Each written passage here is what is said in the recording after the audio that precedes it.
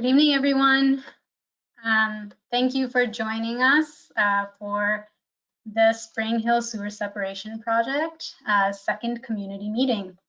We are looking to be good with our attendees. The list is still growing, so we could maybe give it a few minutes, and then I'd like to hand it over to the counselors for any remarks.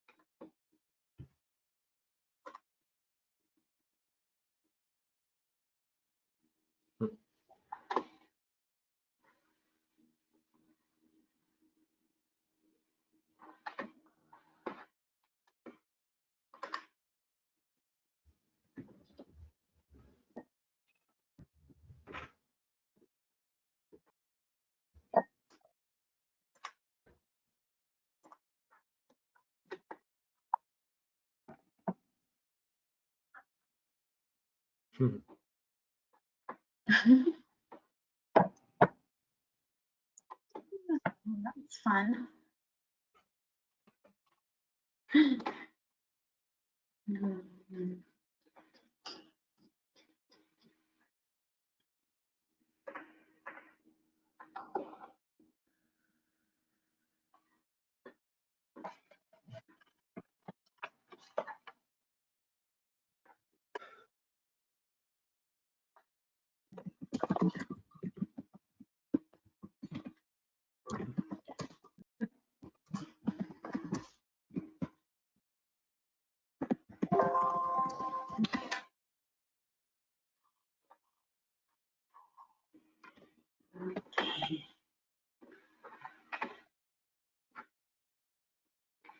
We do have about a lot of people registered for tonight, so I'm waiting to hit the 50% mark and then we can begin. Welcome to anyone. If you can't hear me already, let me know in the chat box and I will address that question. You should be able to see my screen and hear me as well.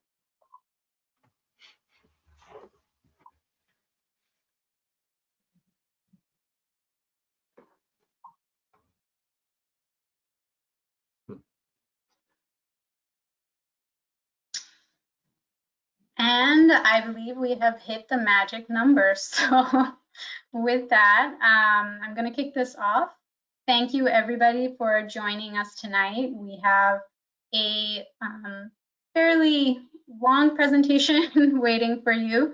But before we dive into that, I'd like to give the counselors a chance to make any opening remarks. And then I would like the team to introduce themselves. It's a very large team that's working on this. So I'd like to take an opportunity to do that. And then we will dig into the presentation.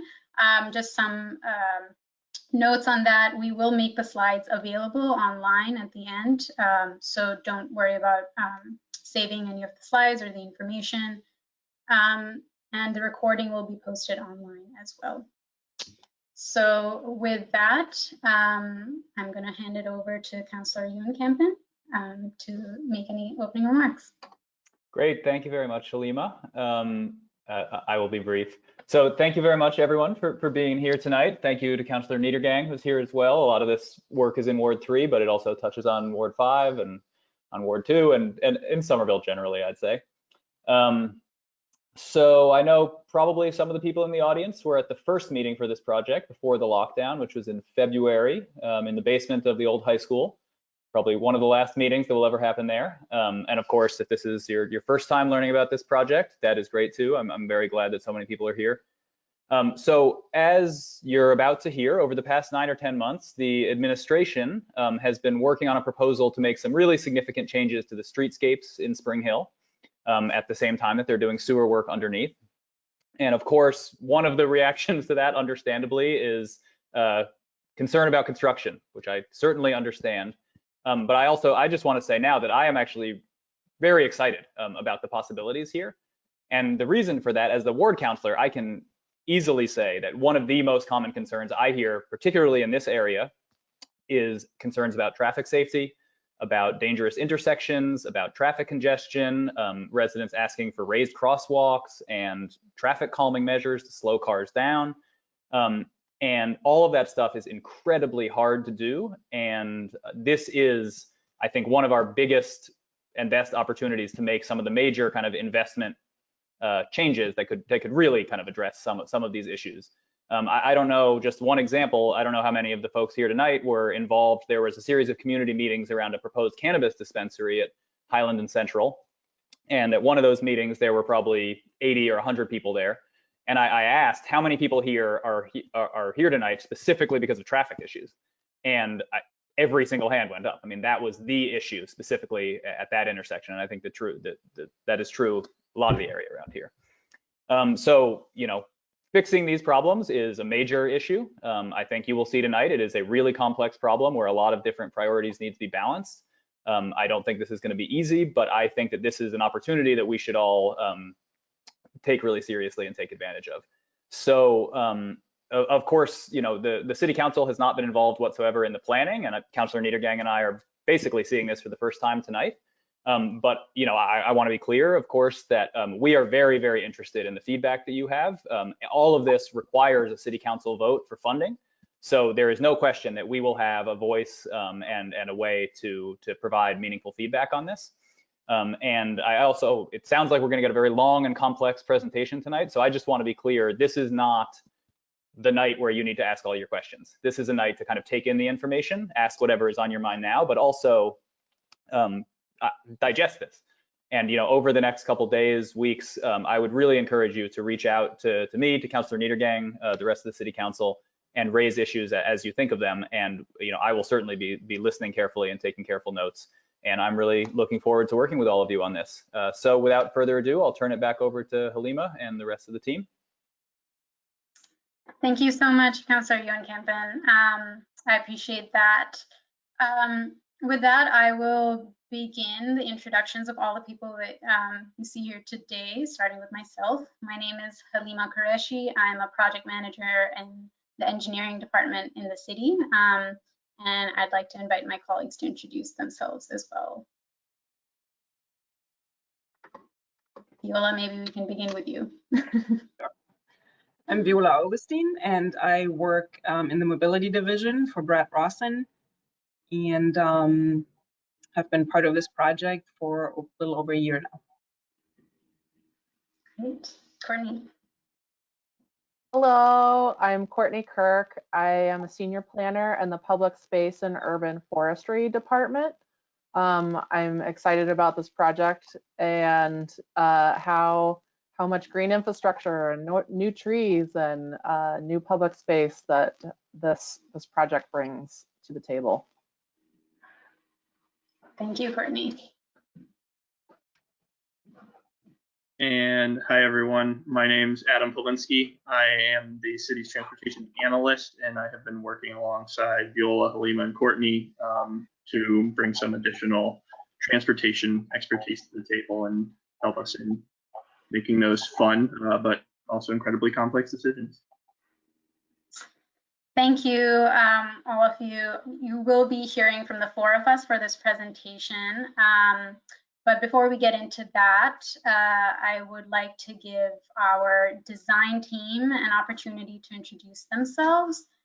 We've been working with our consultants over at Stantec to help design this project. It's a very large team, but there's only a few representatives of them here today.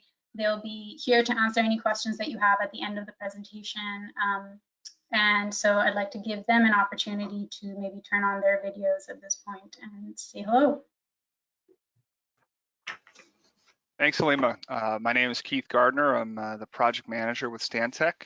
As she mentioned, we have a very large team helping the city to implement these design considerations. With us today here, I'll hand it over to Jason Schreiber. Hi, I'm Jason Schreiber, Senior Principal at Stantec, working with Keith and others. I'm a street designer, been working on the conceptual street design. I'm also a resident of Somerville, so it's very important to me. Hi, I'm Hillary Holmes with Hatch. I'm a civil engineer and I focus on green stormwater infrastructure. Thank you, Hillary. And I'm Jason Bobowski with Hatch. I'm a landscape architect and an arborist, so I'm focusing on the streetscape restoration and the urban forestry components of the project. Great. Well, thank you all for joining us. We will now, I'll kind of lay out the structure of the meeting from here on out. We will go through the presentation. It's fairly long, so it's going to take about at least 45 minutes to an hour. And then we want to hear from you all. There is a questions box, and I highly encourage you to use that to enter any questions that you might have while we're presenting. Once we have finished presenting, we will read through your questions and try to answer as many of them as we can. We do want to reserve some time at the end for an opportunity for people to raise their hands virtually, and we will call on you to unmute yourself and ask any questions or make any comments that you might have.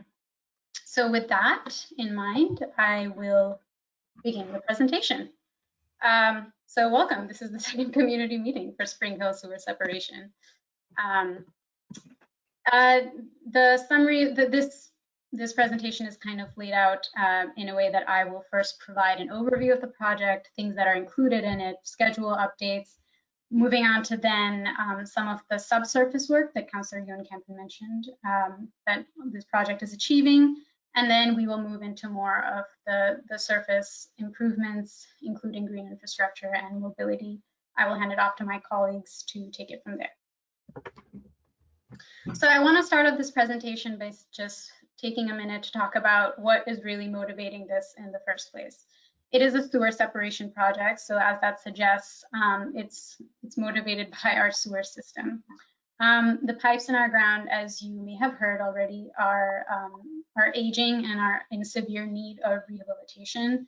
Most of the sewer system was installed in the late 1800s, and the water mains were installed in the early 1900s.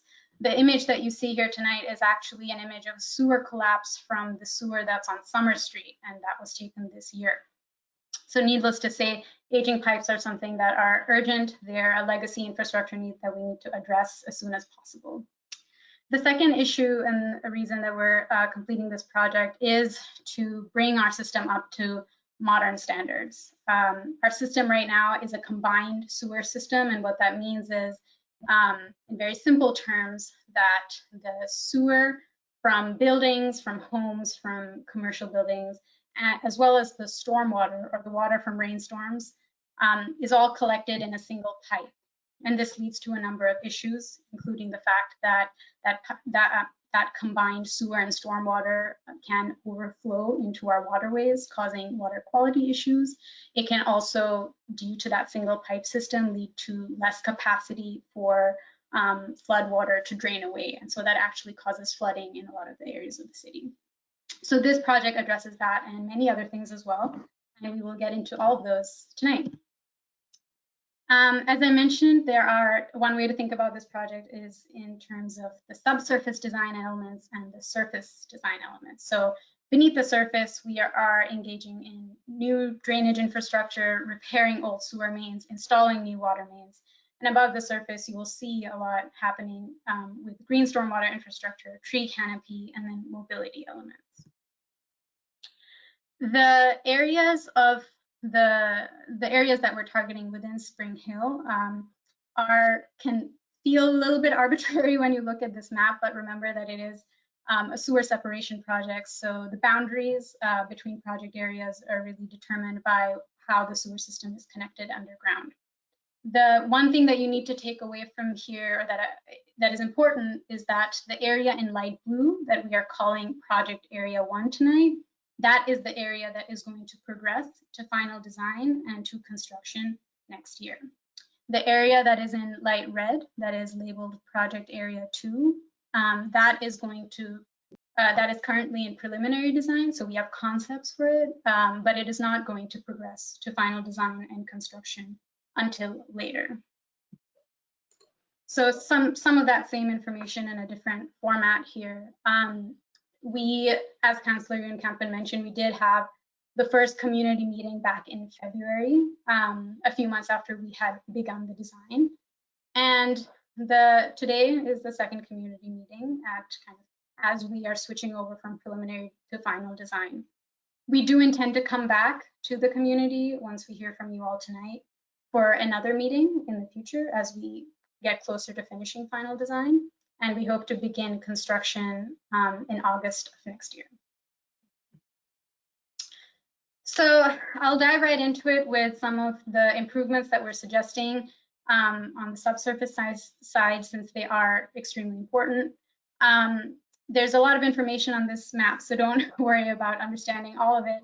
But the main things to know are that the areas that you see here in red, those are basically old sewer pipes that are being rehabilitated and repaired. So addressing some of that aging infrastructure that I had been talking about earlier. The areas that you see in dark green, those are actually streets where we're laying new drainage infrastructure. So this is going to help us achieve some of those sewer separation goals. Similarly, when I talk about water main improvements, everything that you see in this map that is in red and in orange, those are pipes that currently exist that are in extremely poor condition because of their age and other reasons. So we are replacing everything that is in orange and red. We are also replacing things that are in light blue, and that's due to sewer separation conflicts underground. So a lot of new pipes, I think there's, except for 2 streets, everything is getting a new water main. So we're really excited for all that new infrastructure.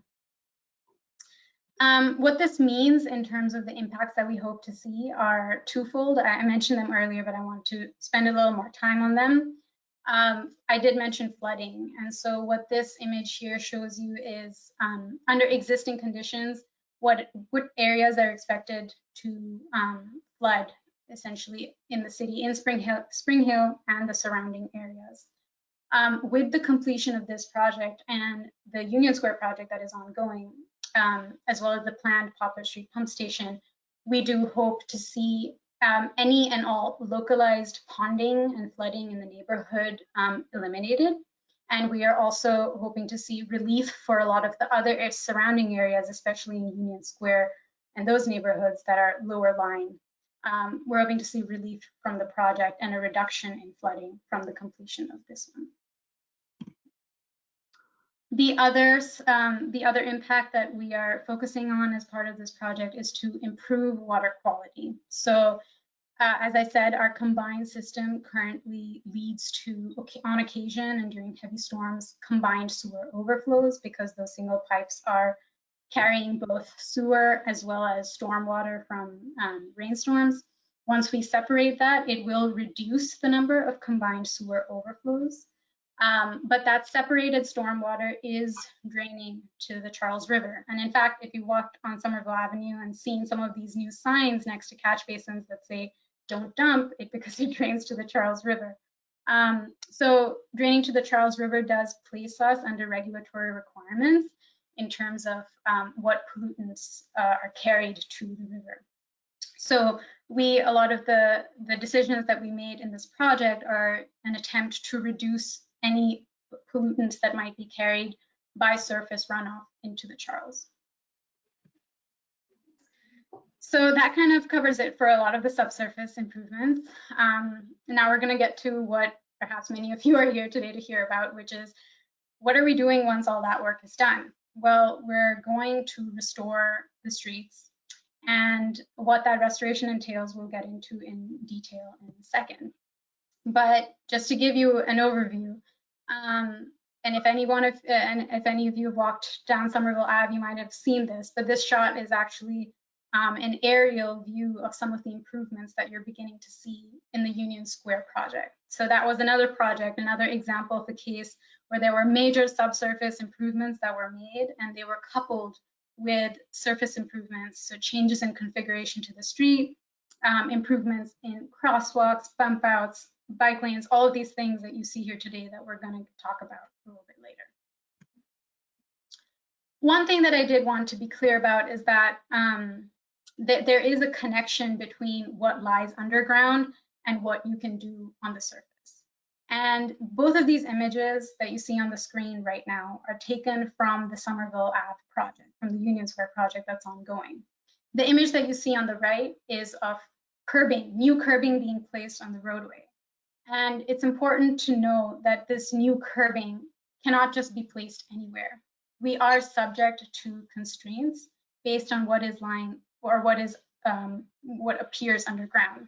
So on that image to the left of the screen, you're seeing these large concrete encasements. You're seeing thin lines that could be gas lines or electrical lines, and those thick concrete encasements are called duct banks. And so the goal is to make sure that we're not placing curbing directly on top of any of these utilities, and that those things aren't conflicting with each other. So you're going to hear a lot more about that when we go forward, but just to give you an idea, based on the field investigations that we've done, this is a snapshot of Highland Avenue and all the utilities that are present under the surface over there. Why this is important to show you is because we do have flexibility when it comes to placing things that are considered public utilities, the things that the city owns. So if it comes to drains, sewers, water, those are all things that we have flexibility, somewhat flexibility in placing, but we have much less flexibility in moving around things that are owned by private utility companies. So that includes everything from telecom, electrical, gas. It's not impossible, but it's important to note that those are not things that we control nor can be guaranteed. So with those constraints in mind, we took a look at all the different needs that have to be considered when we're thinking about a complete streets design. So all the users, pedestrians, bicyclists, all the different zones. You have residential areas, some commercial areas. You have buses that need space for, obviously, people who use transit. There's a lot of competing needs, and we kept all of those in mind as we considered how best to restore these streets. We also took a look at city goals, some big picture planning documents that have come out in recent years that you all might be familiar with. There's Vision Zero, Summer Vision 2040, and Somerville Climate Forward. Vision Zero outlines the city's priority to prevent all crashes. Summer Vision states the city's priority to create this urban, dynamic urban streetscape that reduces car dependence, increases accessibility. And Somerville Climate Forward really emphasizes the need for low carbon mobility options, stormwater management, and an expanded tree canopy, all of which I'm excited to say we will be sharing with you tonight in the proposal for this project. Finally, in addition to making sure that we were thinking of all potential users and aligning ourselves with city goals, we also obviously wanted to hear from you all and to hear what you wanted to see in the streets, what you thought could work well and what didn't currently work well. We had 45 people attend the workshop this past February, and it was great because we really got to sit down and talk about each street in particular, including Summer Street, Central Street, School Street, and Highland. And we also accompanied that workshop with surveys that were then posted online, and we were able to collect about 149 survey responses that we then collated and considered as we moved forward in the design process. So that brings us to the beginning of our surface improvement proposals. I'll be going over some of the green stormwater infrastructure and the tree canopy proposals, and then I'll hand it over to my colleagues to provide an overview of the mobility improvements, as well as a street-by-street view of all the treatments that we're proposing tonight. So for the green stormwater improvements, I'm going to first explain a little bit about the features that we're proposing would work well in this neighborhood and in this project area. And then I'll show you an overview map of where these can be located and where these are feasibly located. So this This example that you see here is called a subsurface infiltration trench. What's notable about this is that when we think about green stormwater infrastructure, a lot of the times we think about green planting areas and trees and things like that. But it is actually possible to have green stormwater infrastructure that doesn't have those surface components, but still manages to provide the water quality benefits that we really need green stormwater infrastructure for. So this is an example of that. It's a subsurface infiltration trench. It doesn't really have surface properties, but it's still providing those water quality benefits.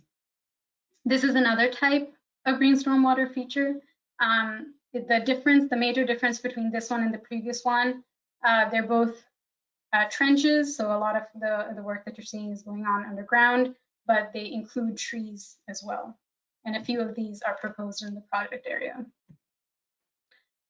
And finally, these are kind of the more traditional green stormwater infrastructure features that you might be used to seeing. They're large green planting areas. They provide not only the water quality benefits that we need, but also co-benefits, including traffic calming and a welcoming environment that is accessible to pedestrians and other users.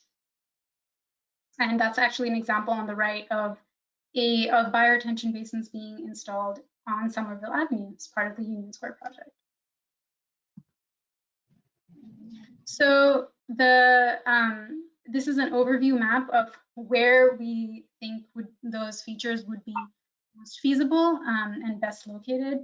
You'll see that the side streets in this project area, the kind of smaller streets, Oxford, Berkeley, Avon, they are the locations for a lot of the subsurface infiltration trenches, because those roads are narrower and so there's less width to install those larger features.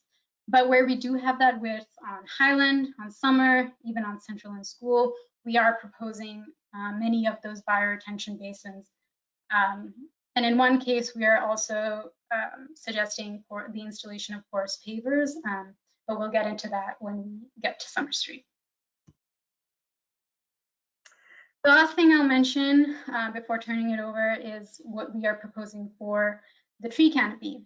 The city does have an urban forestry management plan. It's a guiding document for the whole city, and it provides goals for the city in terms of what species are best planted here and what the locations for those trees are. So we're making sure that our project aligns with those goals. But most excitedly, we are proposing almost double the amount of trees that already exist in this neighborhood. So massively expanding the canopy. And we're only removing and replacing those trees that are currently in poor health condition.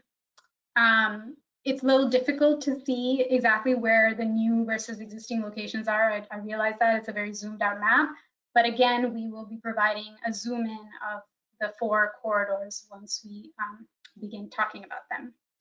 And so with that, I'm going to hand it over to Viola to get us talking on mobility. Thank you, Halima. And I want to second what Halima said earlier. It's amazing how many improvements we will see throughout this project of so many different kinds: underground, above ground, green, gray, however you want to name it. And I want to start with the improvements for accessibility. We all know that it's sometimes hard to navigate our sidewalks, even if you're able, let alone if you are reliant on a wheelchair or something.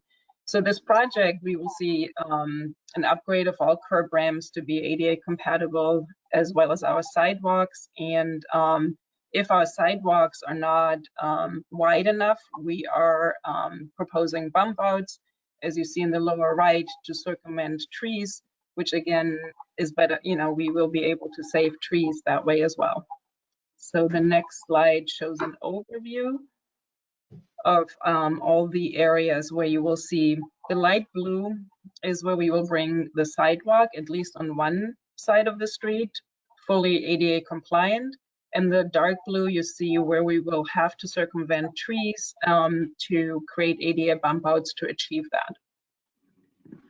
And I want to follow Halima's model of introducing improvements that you will see throughout the whole project area 1. In some cases, we will talk about our proposal for project area 2 as well. And then we'll go through each street and you'll see in a diagram where exactly we are proposing these elements.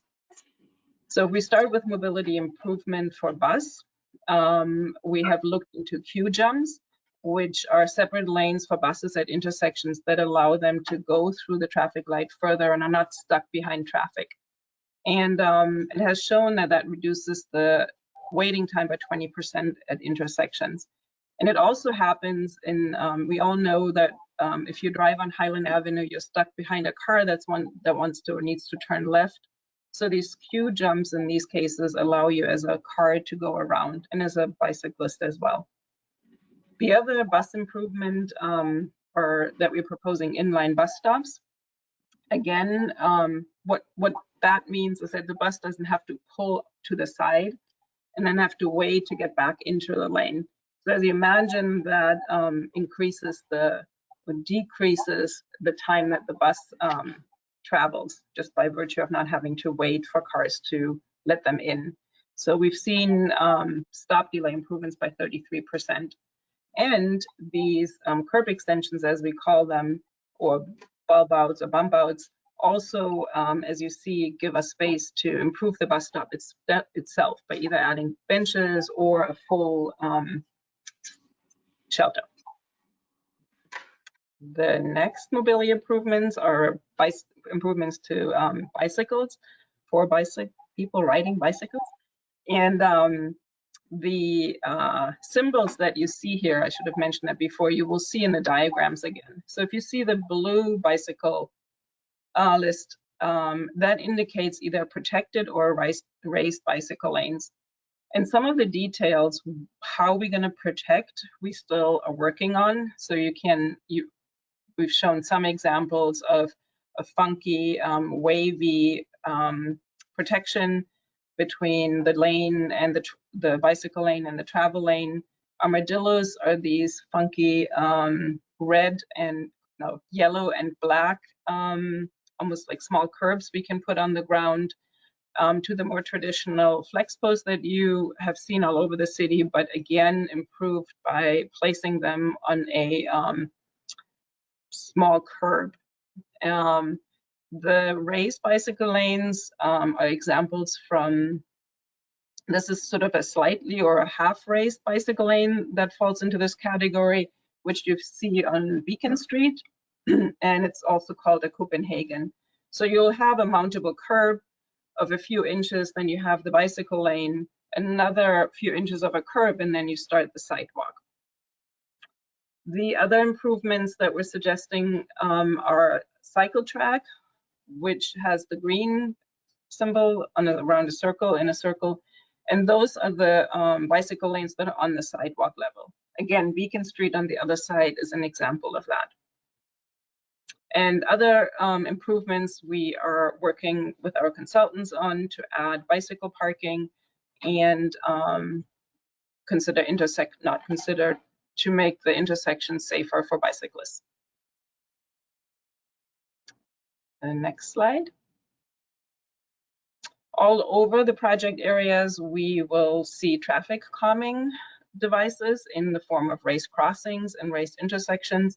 And just to give you an idea, we're expecting speed reductions about 15 miles per hour for each device. And then obviously, as you approach, you get slower, but you also see a reduction in speed further away from the device. The other traffic calming we're proposing are chicanes. Again, you see that already in Somerville on Cedar Street. You also see it in some cases in Cambridge. So that is where the lane shifts, and as a driver, you have to be more careful. You have a visual disturbance, and we see speed reductions 3 to 9 miles per hour. And then speed reductions that are not quite that noticeable, but again, it's a visual distraction when you see a curb extension, either in form of a crosswalk or integrated with a crosswalk, or even on the side streets where we will see the bump outs around trees. Even that is a visual distraction, plus the tree itself has shown to reduce speed.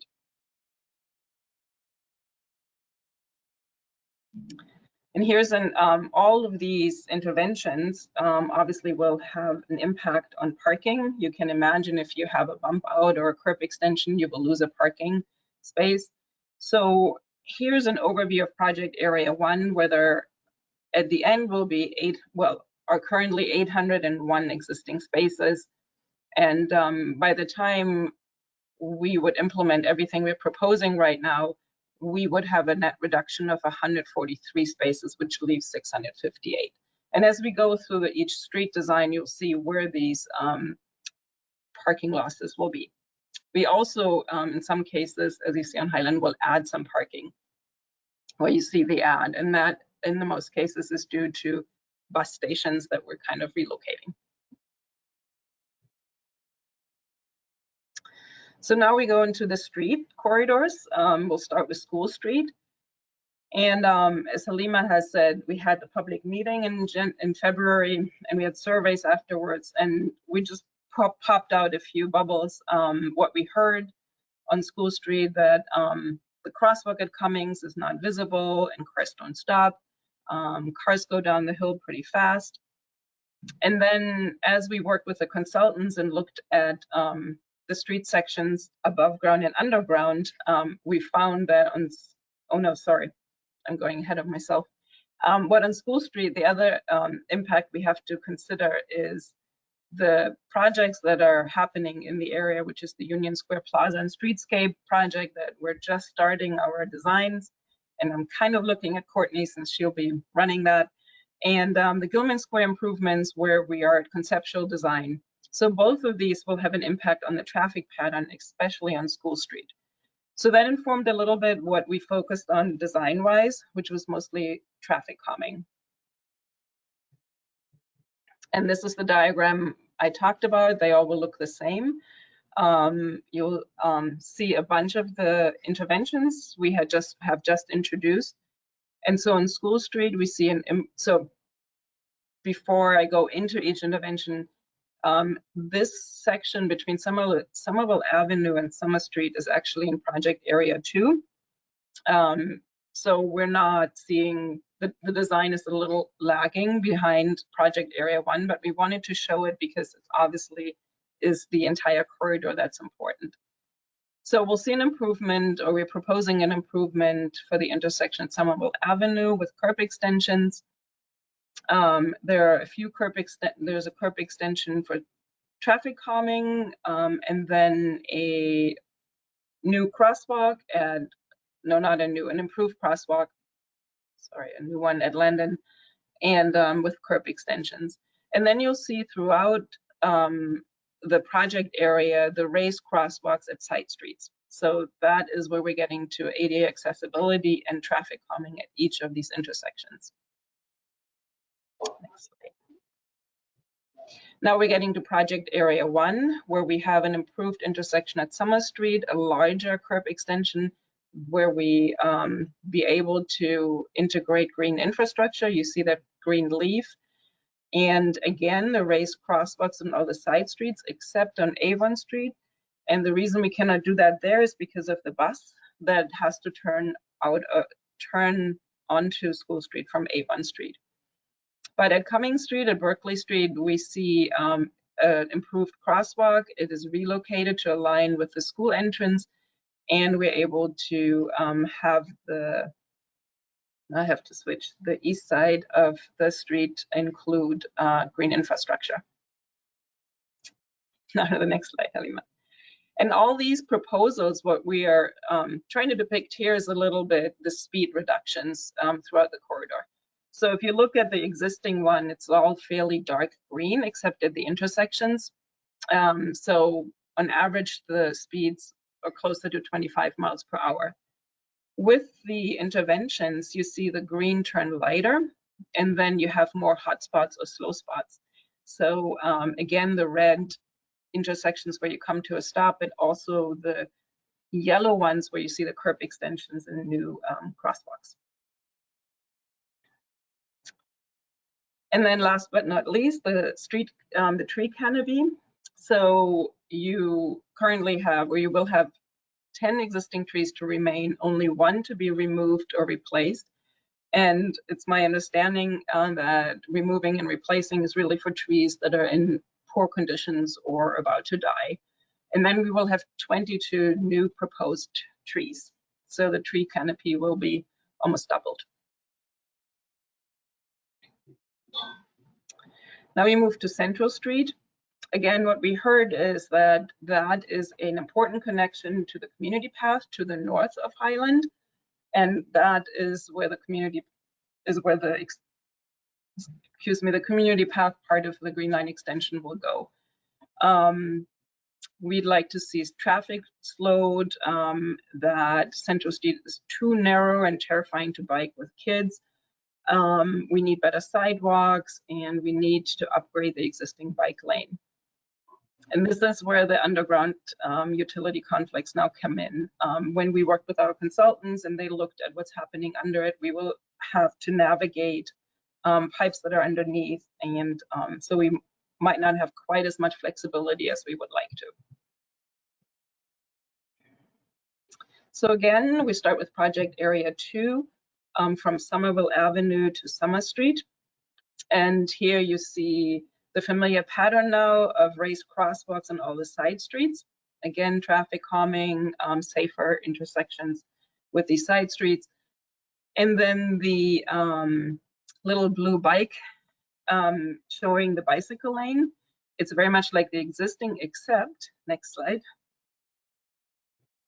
Instead of being on grade, we're proposing a slightly raised bicycle lane to provide more safety.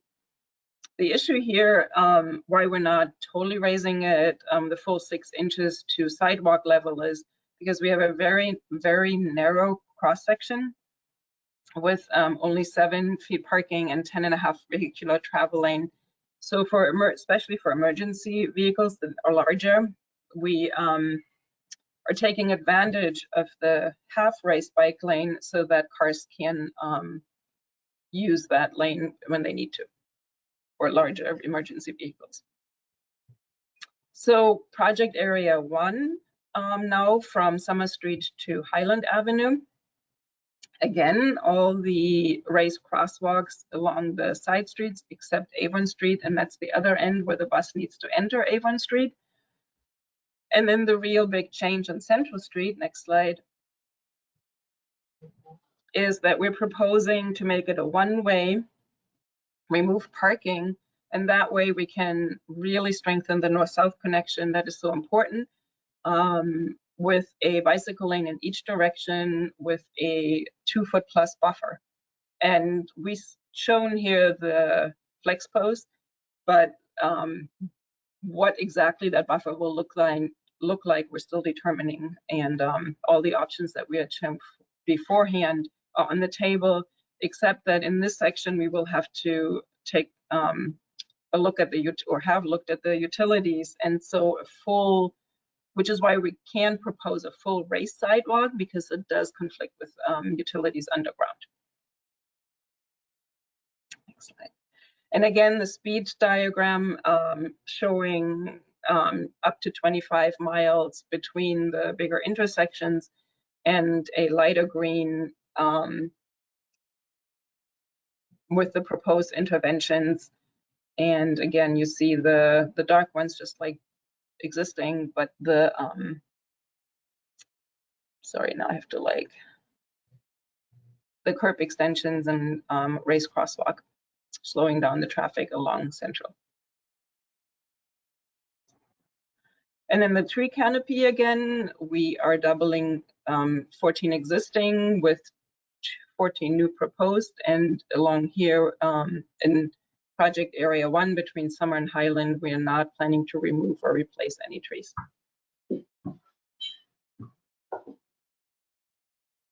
And I'll turn it over to Courtney, who will talk about Summer Street. Hello, I'm Courtney Kirk. I'm going to talk to you guys about Summer Street. Summer Street, when we heard from the community, there was a lot of emphasis put on slowing down speeds.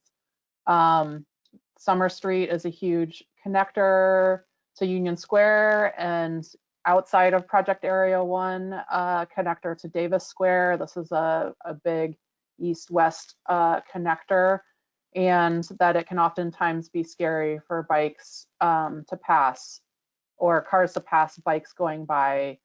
Summer Street definitely has some topography challenges that are difficult for bikes to navigate as quickly as a car, and that this is a huge pedestrian corridor. So wider sidewalks, more trees, those were big priorities that the streetscape was trying to address. We're going to be going from west to east on Summer Street, starting at Spring Street. The work here very much builds upon enhancing the existing painted bike lanes. And we're doing the, for the most part, raising the bike lane slightly in the Copenhagen style so that there can be that additional buffer.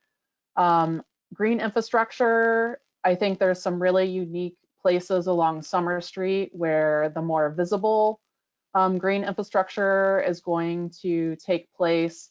And the Stantec and Hatch team did a really great job at kind of applying a rigorous scientific method to maximize and strategize exactly where these green infrastructure locations were, because you have to sort of take into consideration things like slope, how the hills moving so that we can capture the most amount of water to clean it and infiltrate it and really let the green infrastructure do its job. So at the Spring Street intersection, there will be a larger green infrastructure, one of the vegetated bump outs in that location. That's going to be really nice. Summer Street does have bus corridor issues to work with. So we do have the bus stops along the way. And again, we can use some of these, combine them with things like green infrastructure. So at the former Somerville home, that's another opportunity where we have the vegetated bump out, and it becomes an area that we can have an enhanced bus stop. So these are all areas that we're trying to maximize the curb usage and make it work in the most in the best way for our environmental goals. So this is the cross section where I mentioned the Copenhagen style bike lane on the uphill climb of the cross section. This is where a cyclist needs the most protection. So the bike lane is slightly raised from the road, and then it's slightly lower than the sidewalk section. And the cyclists that are coming down the hill, their speeds are very close to the speed of the car, so they're sharing a lane to go into Union Square. As we move further east, we do have a raised on the sidewalk level cycle track along Nunziato. This is an area where we have a little bit wider cross section, so we can accommodate that fully protected uphill climbing cyclist.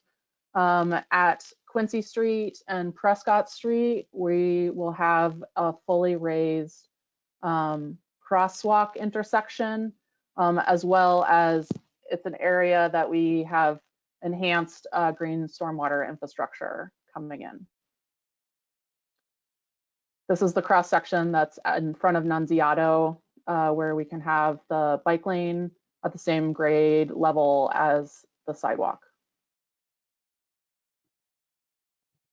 So at Quincy and Prescott, basically the geometry of the intersection has always been problematic. It's problematic for pedestrians, cars, the bus, cyclists, everyone, because of the geometries. There's not really a good way to stop and move through the intersection. But when we reconfigure this intersection, we can reclaim a lot of pavement to become a pocket park and a very large bioretention basin. And the opportunity in this location allows us to capture almost double what a normal green stormwater bioretention basin can hold. And because it's larger, we can start to add a little bit more variety in terms of plant material. And these are all things that we will be developing as the project goes on. But I find it so fantastic that we can reclaim some of these unused asphalt roadway spaces and then reclaim them and turn them back into spaces for people and have things like permeable pavement and try to turn them into these green stormwater pocket park mega little helpers on Summer Street. So I'm really excited about this. So the speed diagrams, similar to the other streets where we're proposing the larger green stormwater infrastructure bump outs or raised crosswalks. These are areas that are producing traffic calming results. So you can see the existing and proposed conditions with all of these bump outs and chicanes and green stormwater infrastructure along the street. The trees, there's 69 existing trees to remain, 34 proposed new trees, and then 3 trees that will be removed and replaced due to them being dead or in severe decline. I should also mention that if you go to the city's website for urban forestry, we do have Tree Keeper, and it has a public record of all the conditions of the street trees in Somerville, public street trees. And I'm going to turn it over to Adam, who's going to talk about Highland. Thanks, Courtney. Evening, everyone. So before we get into Highland Ave, I just wanted to talk about some of the input we heard and some of the digging and existing conditions data gathering that we did before basically how we got to the decision of where we landed on design and what we'll be showing you tonight. And there is a lot going on in Highland Ave.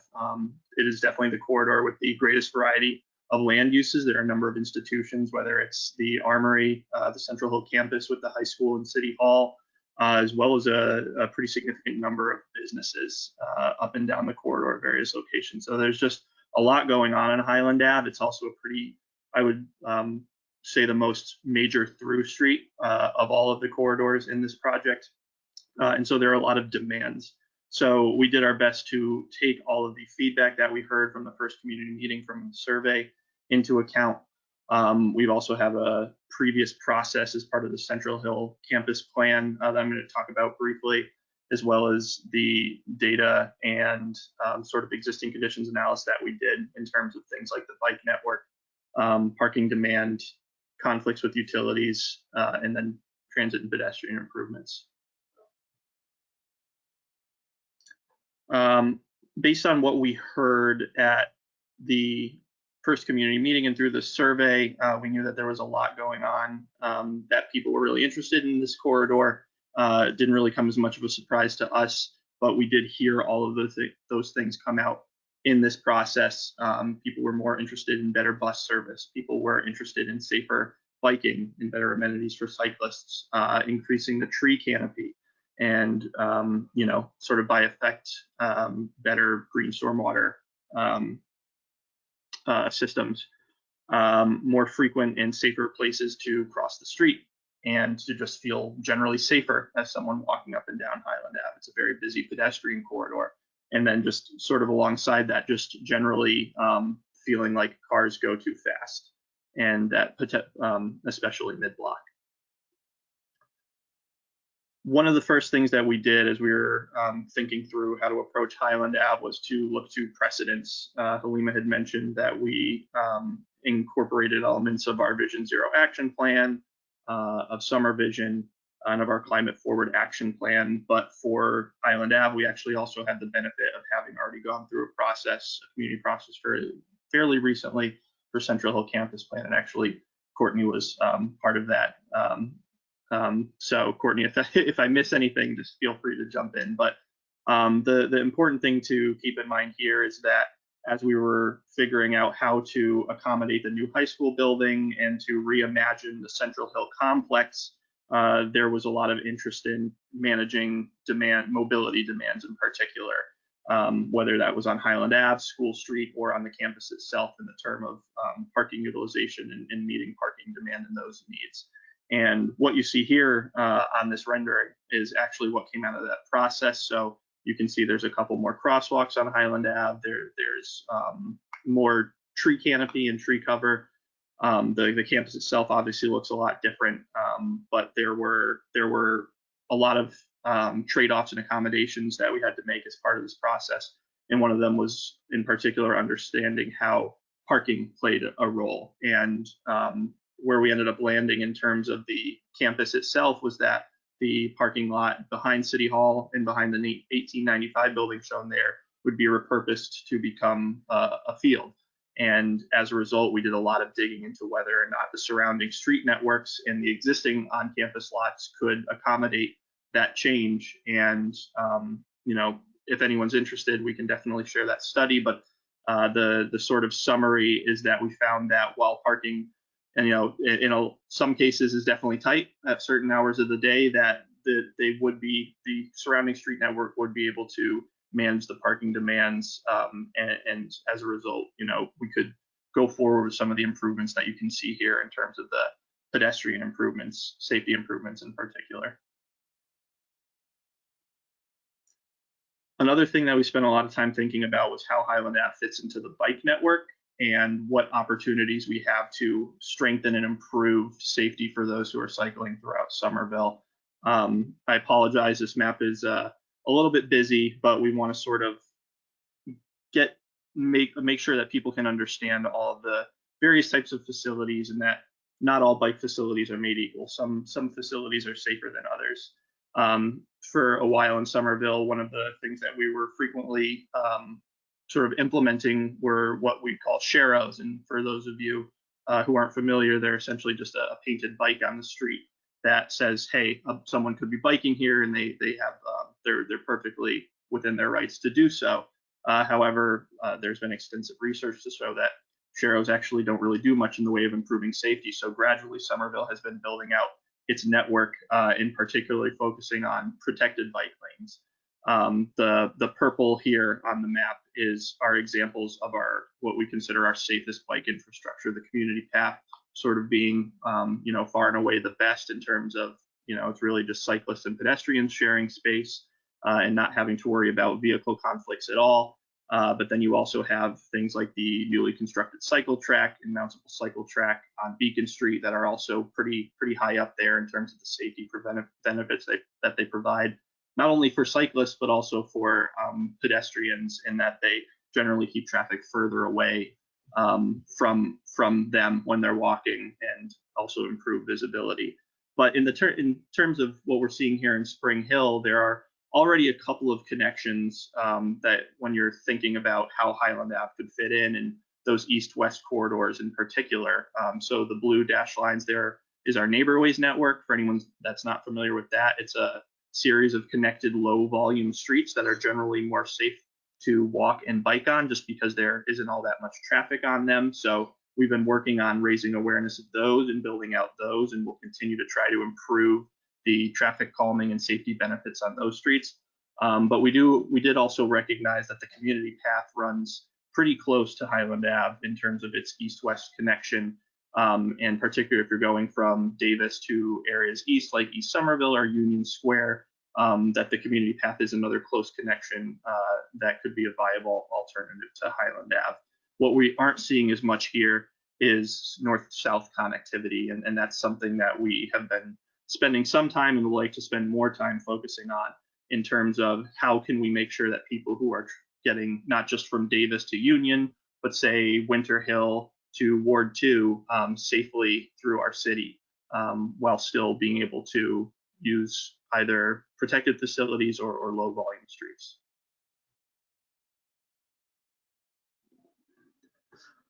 Another thing that is certainly a challenge with the Highland Ave corridor in particular, and to some degree all of the corridors that we're working with, is that there's a large number of subsurface utilities, and they have given us a bit of a difficult time in terms of figuring out if we want to move curb, how we could move that curb in a way that wouldn't prevent future access to those utilities. So this is a snapshot here in this image of where a lot of those utilities exist. Alima already went over this in some degree earlier in the presentation.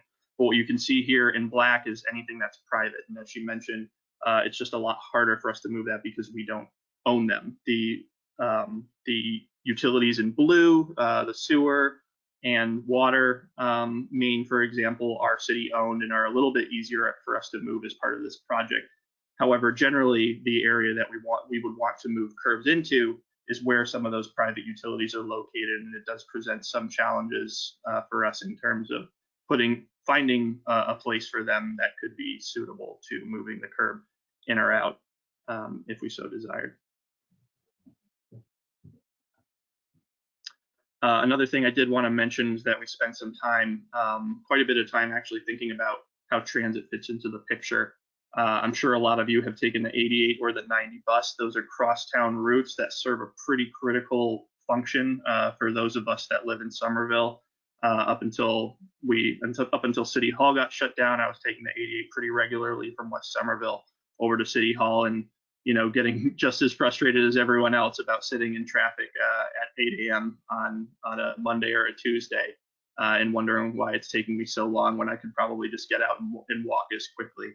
And so we did spend a lot of time figuring out how we could improve not just the speed of the bus and making sure that people get through quickly, but also the experience in terms of the amenities. Highland Ave, for a corridor of its nature, actually has still fairly narrow sidewalks, and there aren't all that many shelters, and it just makes it really not a great experience to wait for the bus there. And so what we wanted to do was think about where is ridership the highest, which stops are the most well served right now, and are stops too close together, are they too far apart, what can we do to improve, to think about this within the context of each stop so that we can create the best network for everyone that lives in Spring Hill and use, and as well as across Somerville, and uses the bus to get around. And then lastly, before we get into the design, we did also think pretty extensively about pedestrian safety. Hopefully that has already come across in a couple of the earlier slides that Viola and Courtney had gone over. But this here, what you can see in this diagram is all of the crosswalks that cross Highland Ave all the way over from Cutter down to Hamlet Street. I think we have something like, I think there's 25 or 30 currently. And you can tell that there's not necessarily a great cadence, and that in a lot of cases they're pretty far apart. So we really want to spend some time thinking about that and whether or not there are any opportunities to improve those crosswalks on the whole as part of the network, and more specifically, how individual crosswalks could contribute to better access for our residents. So after taking all this into consideration, where we arrived was basically an understanding that while we couldn't accomplish everything on this corridor, we had a clear sense that there were in particular some things that we had to prioritize over others, and then if we had room, figuring out how the rest could fit into this picture. So bus priority was definitely important. The 88 and the 90 in particular, as the streets that use, or as the bus routes that use Highland Ave and that street, how they fit in and how important they are. Pedestrian safety improvements, traffic calming, and not creating unnecessary congestion, but slowing down traffic, particularly between intersections, between signalized intersections, and those mid-block speeds that we hear a lot from residents is really important to them. It makes them feel unsafe. And lastly, green infrastructure, which is really, in some cases, the heart and soul of this project in improving not only our underground, but our surface stormwater quality and retention systems. Before we get into the design specifics, I did want to talk about where we landed on the bus improvements. One of the easiest ways to improve bus access and reliability and just general run times for buses and being able to get through a corridor quicker is to consolidate stops. For those who aren't as familiar with how this process usually works, and what a sort of ideal bus network and bus stop plan looks like, Somerville stops are actually really close together. And the MBTA recommends in some cases actually doubling the distance between stops. And so what you can see here is that we are recommending the consolidation of a number of stops along Highland Ave. Where the highest ridership stops are, which is generally in the Central Hill campus area, you'll notice that we did retain some of the density of stops. That'll make it a little bit easier for those who want to access those stops. Those were all pretty high use, and we felt that it was important to retain those stops. However, as you get further out towards Davis, you'll notice that we will be recommending the consolidation of some stops, the removal of others, and just generally a more consistent spacing with the MBTA's guidelines, really putting the emphasis on having fewer but higher quality bus stops, which I will explain in a little bit more detail as we go through the design. As far as pedestrian safety goes, and actually in a lot of ways this is more about pedestrian access, we'll talk about how this improves safety again as we go through the design. We are recommending the addition of, I think, 11 new crosswalks and the relocation of one from one side of Benton Road to the other. All of the blue crosswalks, or the blue circles with the pedestrian inside in this diagram, will be a brand new crosswalk. And as you can see, when you're looking out, when you really zoom out and look at this whole corridor, you can see that there's just a better spacing, a more consistent spacing, and more frequent crossings as well. So what the goal here to do is make it both predictable for drivers and getting them to understand and to sort of expect a pedestrian to be crossing more frequently, without suddenly getting taken by surprise and perhaps not stopping for that pedestrian, but also to, the obvious goal of making it, providing more convenience and more frequent places for pedestrians to safely cross the street, because we felt that the current system doesn't serve our residents as well as it possibly could. And so that's one of the things we're trying to address through this design. So now I'm going to walk everyone through where we ended up with the design for Highland Ave, starting at Cutter over by Tenoch and Opa. You can see there is an existing bike lane on Cutter going up to Highland Ave. We will be improving that crossing going from Cutter onto Highland Ave, that bike connection there. So that's still in the works. Keep in mind that this is actually project area 2, so we're not as far along in the design here, and there's still a lot of opportunity to think about exactly what all these treatments look like. But we are planning on making a connection there for cyclists and improving that connection. As you work here, also at that specific location, we are showing an in-lane bus stop. So rather than sort of the bus just taking up all the space on that turn and cars not being able to really move around anyways, we will be bumping out and creating a curb extension at that stop as well, and allowing buses to simply stop in the lane there and just make it a little bit more of a good experience, which also has the benefit of shortening that crossing distance. So as you work your way west, we do have a raised crossing at West Street, as you'd have it, or sorry, working our way east, we have a raised crossing at West Street. We have a new crosswalk, I believe at Wesley Park. It's not actually shown on the diagram there. And then as you hit Willow Ave, there are a couple of bus queue jumps. So it's just a short section of bus lane for the bus to really get out of traffic, to be able to pull into the stops on the far side more easily. Though we're not proposing moving those bus stop locations, but simply giving the bus a little bit extra room on what we call the near side. So before the signal, to just sort of sneak out of traffic there and move over. We're also planning on putting in curb extensions there or bump outs. Apologies if anyone's getting confused. I sort of use those terms interchangeably. Really just a larger piece of sidewalk. And we will be showing those curb extensions there into Willow Ave, not into Highland itself, as well as another crosswalk between Henry and Leslie and raised crossings on those side streets as well.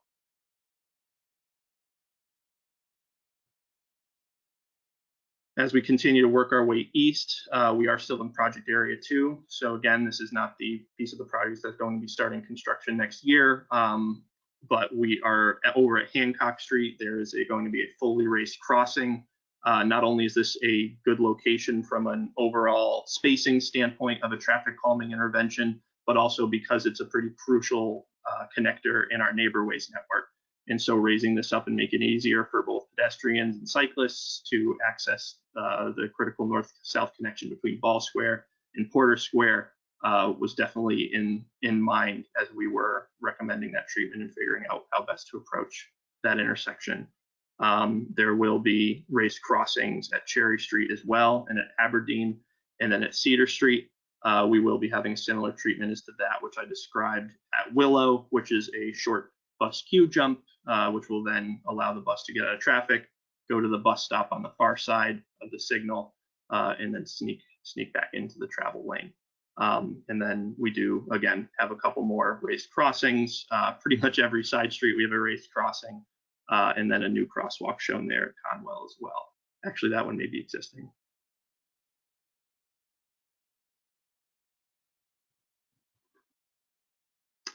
Again, side street raised crossings, pretty consistent throughout the project there. I think in this piece, what we want to highlight this section is that in front of Somerville Hospital there, between Crocker Street and Tower Street, there are going to be what we call in-lane bus stops on both sides. And I described that a little bit as we were back at Cutter Ave, but really what those do is they allow the bus to stop in the lane. They don't have to pull out. They don't have to get back into traffic. A lot of times we know the buses on Highland Ave don't even pull all the way to the curb anyways, and they sort of back up traffic. So we're just sort of formalizing that movement and making it easier for everyone who needs to get on and off the bus. Drivers don't have to worry about whether or not they should try and sneak around the bus. They kind of know, okay, I'm just going to sit behind it here. And then it gives us a little bit more space to provide better amenities for people who are waiting for the bus, in some cases building a new shelter. We do already have one here. But it does just make for a more comfortable waiting area and more maneuverability for people who are walking by. Curb extensions at Lowell Street is the main improvement there, and then again side raised crossings at Belmont Spring Hill Terrace as you work your way east. As you get to the Armory, there is another one of those in-lane bus stop connections and a new crosswalk as you go to make it easier for folks who either end up on the south side getting off the bus and need to cross to the north for them to have access in a nice narrow crossing as the bus works its way east. And then as you proceed, we do have more raised crossings at Benton. Move that crosswalk to the east side of Benton from the west. And then at Central, we're getting into project area 1 here. So this is the more imminent piece of the project. We're showing pretty large curb extensions, as you can see, in-lane bus stops, in-lane bus stop on the north side there, and a bus stop on the where it is today on the east, on the west side of Central Street. So pretty significant narrowing of the crossings for pedestrians, as well as some green stormwater infrastructure shown by the leaves. And then last piece there, Sycamore Street. Excuse me. Talking a lot, my voice is getting dry. And then at Sycamore Street, we have a fully raised intersection, as well as some green stormwater infrastructure. Again, another, not just a good location from a spacing perspective in terms of creating a cadence that slows down vehicles and indicates to people that this is a street that they shouldn't be speeding, but also a bike connection as well. Sycamore Street, we are hoping to hopefully extend the contraflow bike lane that has already been put in place as part of the GLX project all the way to this intersection, or at least providing more comfortable access for people who want to get onto the neighborway.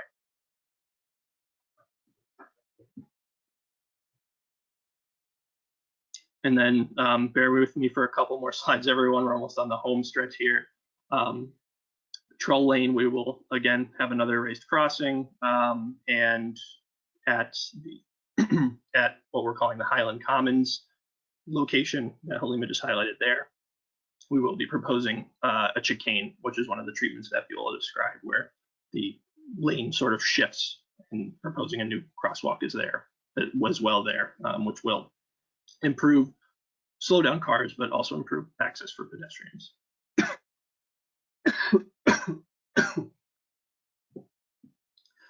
And then at School Street, again, curb extensions, a near side bus stop as you're heading east, green stormwater infrastructure. The bus stops will remain where they are today, and then a raised crossing at Prescott. And then lastly here, we've got more raised intersection, more raised crossings on the side streets. We've got another in-lane bus stop configuration with a crosswalk in the middle right in front of the new entrance to the high school, a couple more new crosswalks, and then some green stormwater infrastructure and curb extensions to support pedestrian crossings and just general bus mobility at Walnut Street. And so again, just sort of take another step back and zoom out here. How does all this affect the overall flow of the street? We can tell that there are definitely improvements for the bus and better access for pedestrians. But you can see that there's also just going to be a really significant amount of slowing down of vehicles throughout the corridor. And we're really excited about that. It really shouldn't have a big impact on the time it takes for someone to get from one end of the corridor to the other, but really it's just going to create this feeling that you can't speed on Highland Ave, and it's something that we think we heard a lot from the community in terms of importance.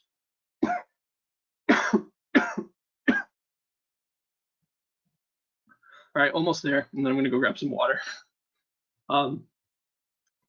In terms of the tree cover, similar to the other areas of the project, we are going to, for the 3 trees that we will have to remove and replace, we will be replacing them. There are 61 trees in Project Area 1 that are going to remain, as well as 24 new proposed tree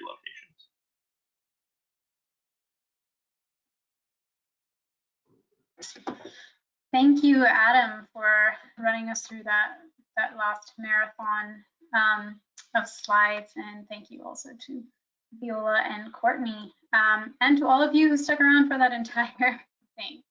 I've seen a lot of questions popping up on the chat, so what we're going to do now is enter a sort of Q&A phase. I'll be facilitating it by reading out the questions that you all have submitted in the questions box, and then we will we'll do that for probably 15 minutes at least, and then we'll allow you all to raise your hands and participate directly as well. So I'll start reading through the questions. Give me a second as I organize myself. So the first question we got was, I wonder if from Sam Gechter, I apologize if I'm saying your name incorrectly. I wonder if one of the things taken into account will be the increase of delivery trucks, and if there's way to help them deliver what we need to without blocking traffic. Adam and Viola, do you want to take that question? Yeah, I can take a stab at that one. So yeah, that's definitely something that's in the front of our minds a lot right now, and how curb access is changing in general in Somerville. I think it's we were planning on bringing this up at some point, but I think it's important to mention that the city was in the middle of undertaking a pretty significant parking study citywide to understand how parking and curbs work in general in Somerville, and how we can do a better job of managing that access.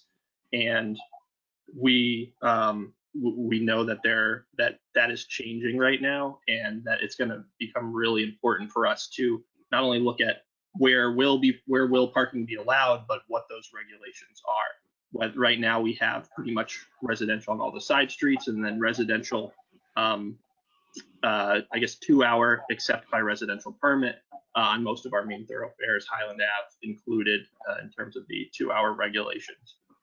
I think the rest are all just resident permit parking only. And what that means is that while that parking study was put on hold, meaning that we've had to sort of take a step back and try and figure out how we can continue to move that forward, we've realized that those vehicles do need access, and simply building a street that doesn't take that into account is sort of setting yourself up for issues down the road. We're continuing to have sort of concerns on Beacon Street because of the mountable cycle track, and we're trying to figure out whether or not that's the most appropriate solution there, because it does sort of give drivers and people who want to unload and load quickly a convenient place to pull up, and that's really not the intended use there. So we don't have a perfect detailed laid out plan, but it's something that's definitely important to us, and we're trying to figure out how we can manage all of these different needs, that one being included in our design.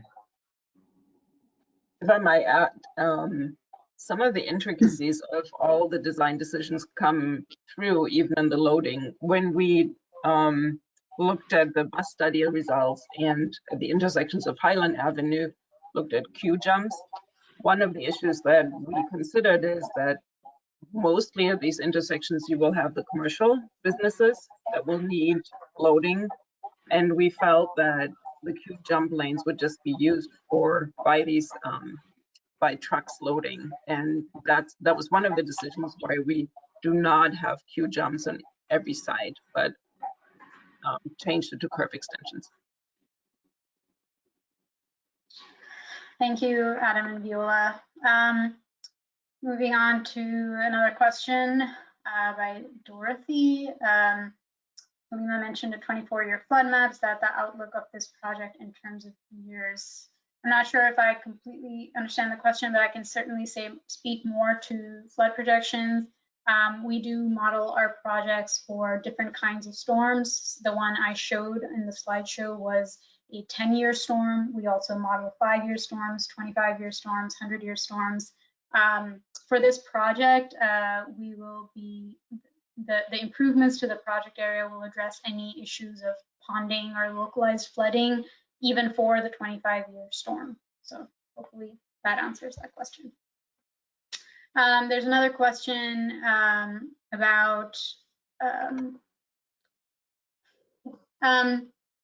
trees and vegetation are a critical component of any improvements. Oh, this was more of a comment. I hope it is proposed in more than a few locations.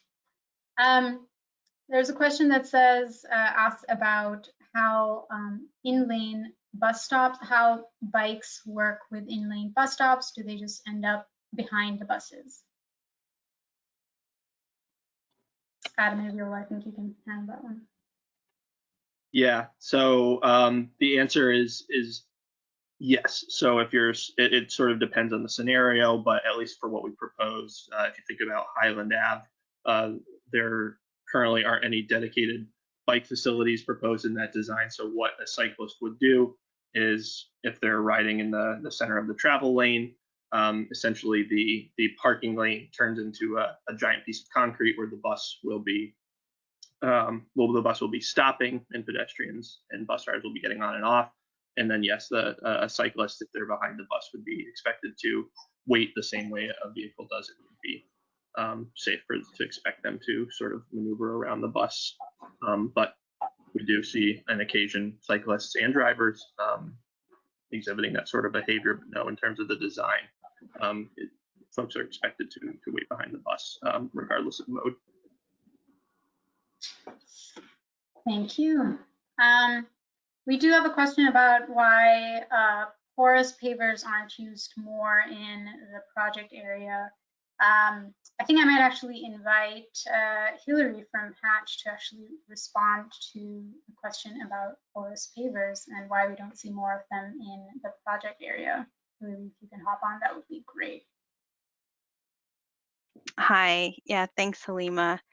Yeah, so porous pavers were definitely considered early on as part of the evaluation, in terms of, looking at possibly doing them porous pavers in the parking lanes, or if there was a way to do them, also put porous pavers in the sidewalks. I think generally speaking, the opportunities were a little bit more limited in terms of porous pavers in parking lanes. And in terms of sidewalks, you definitely need the space in the cross section, and you need a wider sidewalk to be able to have sort of a strip of pavers. And we didn't, at a lot of the streets that we have, we didn't have those opportunities. Thank you, Hillary.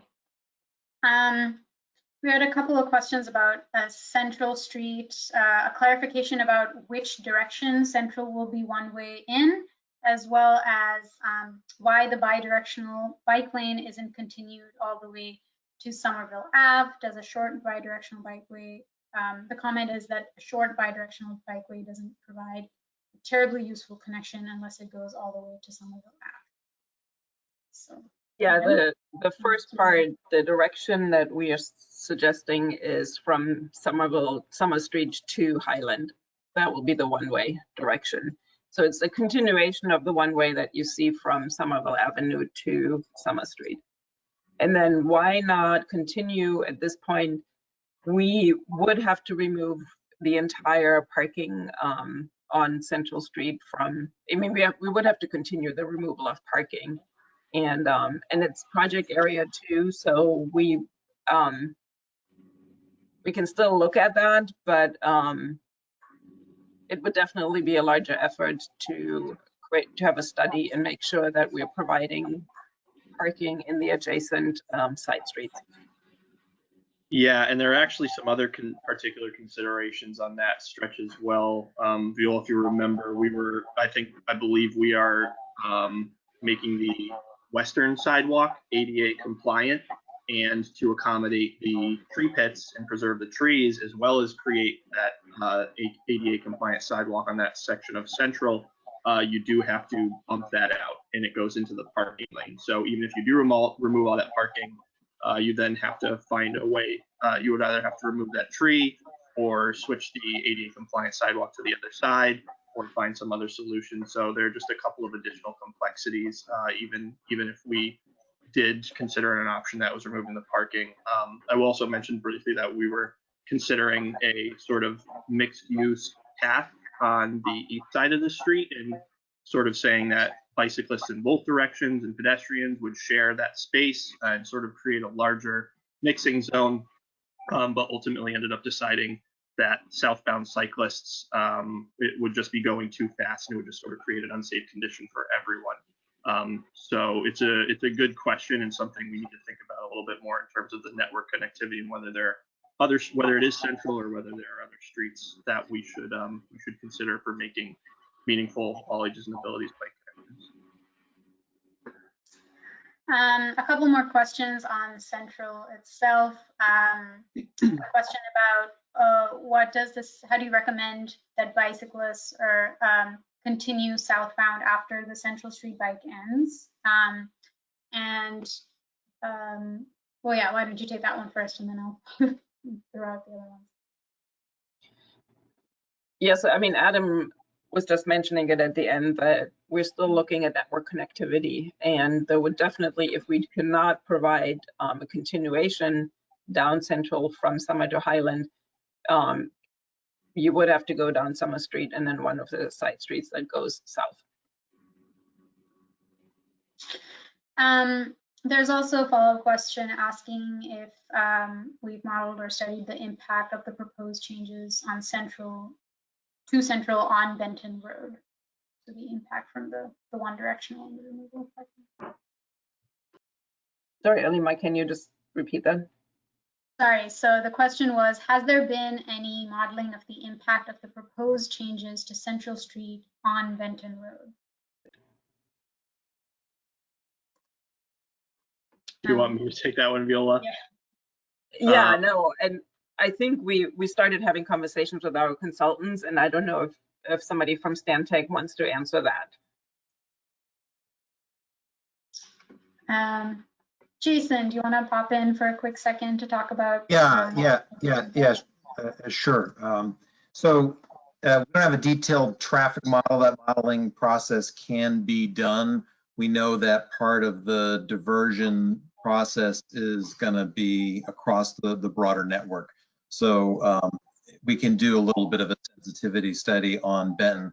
The kinds of volumes that we would be expecting would actually, for southbound movements that are removed, would be expected to actually divert pretty broadly, because the trip destinations, as you go down Central, of course, divert as soon as they just get one block further on to Summer.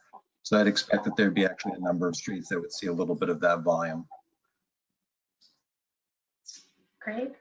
And it's also important to keep in mind that that most of the traffic on that section of Central is actually already headed northbound. So it's not like it's a 50-50 split. It's not like we're taking half of the traffic that you'd see and shifting it to the rest of the streets. Most traffic is already going northbound. So we took the sort of less desirable direction to sort of eliminate. Great. Another question on Central. Can Central Street at Somerville Ave, the intersection of Central Street and Somerville Ave, be reconfigured as part of this project to narrow Somerville Ave and slow down vehicles turning right onto Central?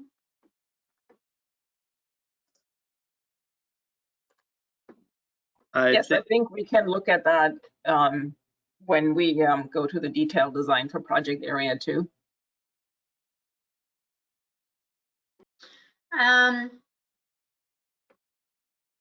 So there's a question, can you add some explanation about the lack of raised intersections at most or all of the signaled intersections, for example, School and Summer?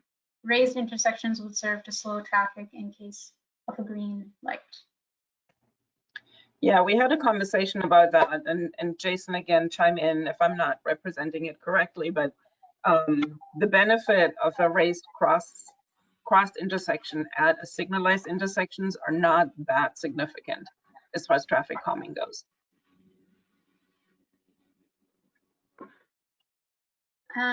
Thank you, Viola.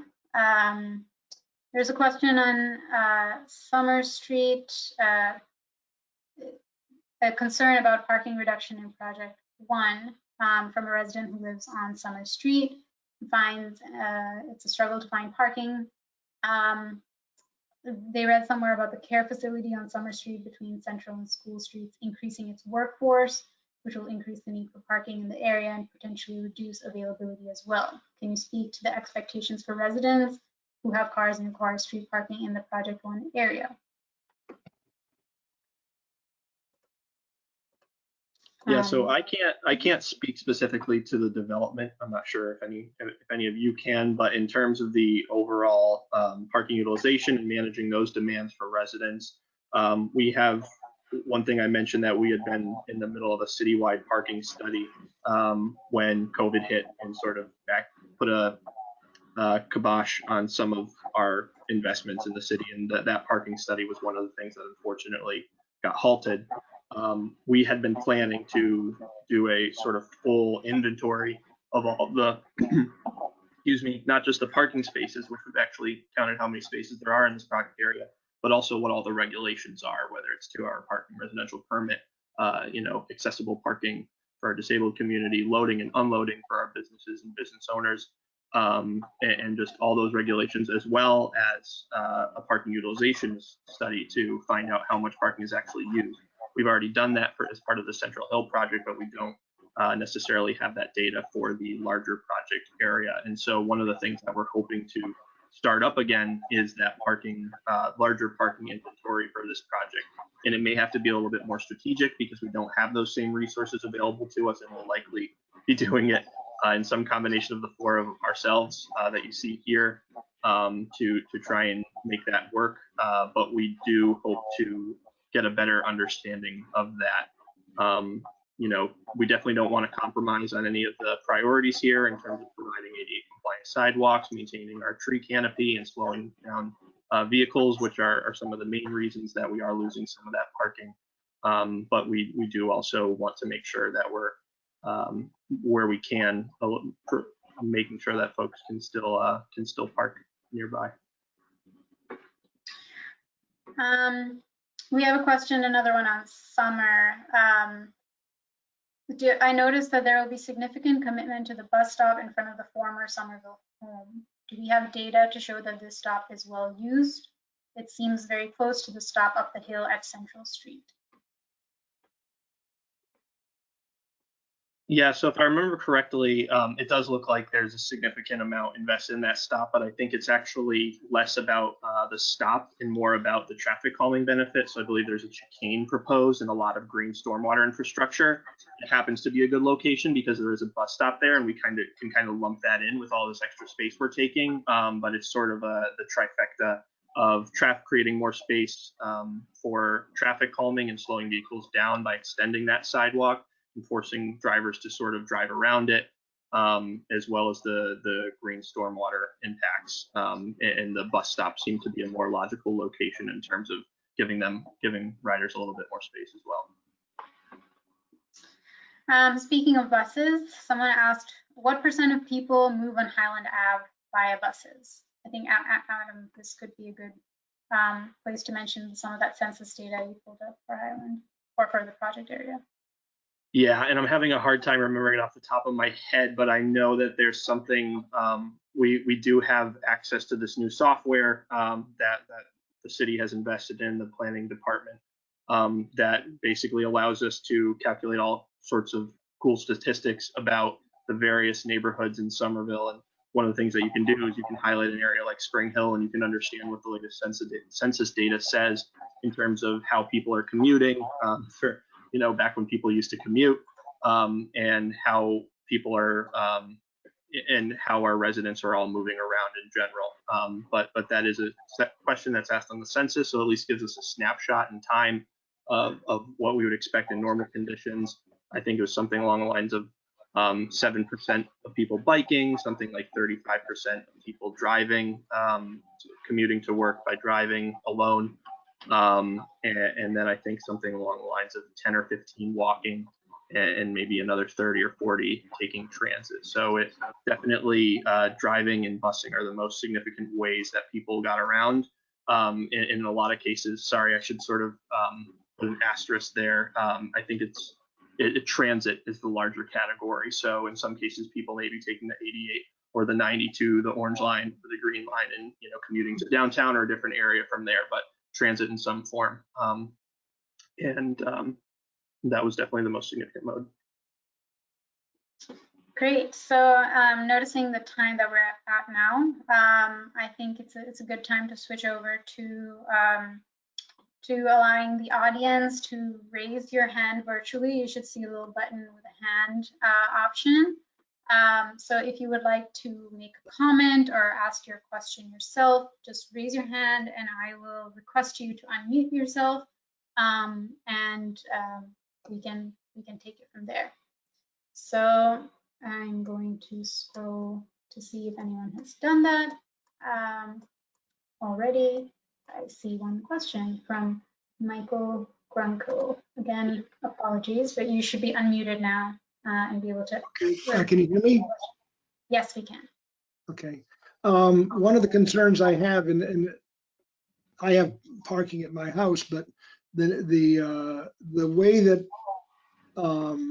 fire plugs are located, if you're redoing the water mains, can go ahead and have an effect on the number of spaces that are lost or created. So moving a fire plug next to a driveway, for instance, means that may open up more space between that house and the next house for 2 cars to park instead of just one. So if you center that fire plug in the middle between 2 driveways, and that could eliminate. So and it's not going to happen on Berkeley Street. It appears the water mains on Berkeley Street, where I live, are not going to be replaced, but on the other streets that would be important. And snow plowing. And how do the bollards, how do they snow plow around the bollards on the bike lanes? I don't see how that's going to work in the winter. Thank you. Thank you, Michael. Yeah, I can at least take, I'm not sure about the fire hydrant question. Halima, that may be more appropriate for you or one of the Stantec folks, but at least on the bollards for the bike lanes, so we do have specialized equipment that plows that. So we have a piece of equipment that our DPW uses that would do sidewalks in the past. We don't do all the sidewalks, as everyone knows. You're generally responsible for the area in front of your house, but there are a number of city-owned buildings in other areas like bridges where the city is responsible for clearing. And so we've had some equipment that are specific to sidewalks to do that. And we start to expand that to also incorporate bike lanes that are too narrow for a true snowplow large vehicle to use. And so each year, as we expand this infrastructure, we have a sit down with DPW and we figure out their needs and how they make sure that they're aware of all this new infrastructure. So that's our system for addressing those operations. Thanks, Adam. Keith, do you want to attempt to respond to the hydrants and the parking impacts and how to make sure we're not taking up multiple spots? Yeah, I'm happy to jump in. Hopefully you can hear me.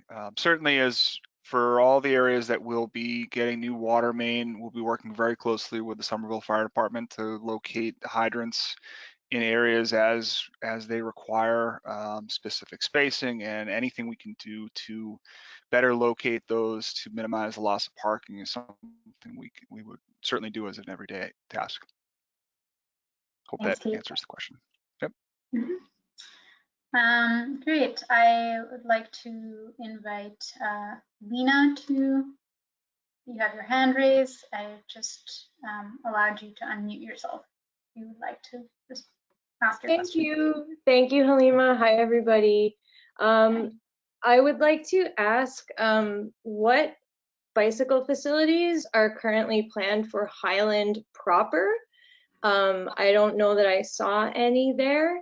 And I see that you've, put a lot of bedazzlement on the side streets, and that looks really great. The tree preservation, adding trees, a little bit like some mountable curbage. But my concern is that those are really hilly, and they're a really difficult ask as, if you're going to consider them neighbor ways or a way to avoid Highland. And Highland is the most straightforward way to get to City Hall, to get to the school.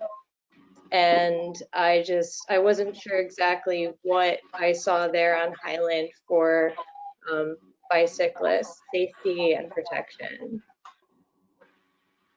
Thank you, Lena. I can start with that, and then I'm sure Adam has to add.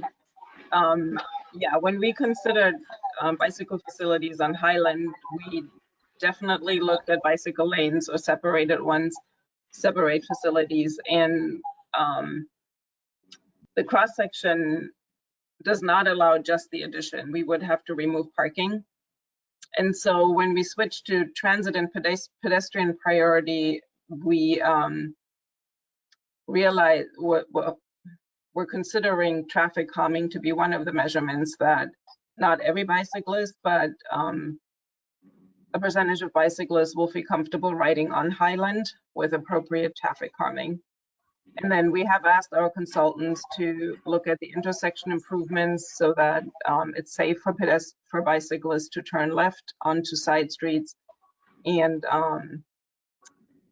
sort of look at, in addition to just bicycle safety, also realize that businesses are along Highland, and we're hoping to improve the bicycle parking. Sort of look at bicycling as a larger amenity, not amenity, but all the amenities that we need for bicyclists. And Lena, I understand the challenge to get to what we would consider calmer and safer alternatives. And we had mentioned it, that we are considering, we are looking at the network connectivity and how to improve that. Unfortunately, we cannot improve the slopes, that is for sure, but we believe we can make it safer, to find safer north-south connections.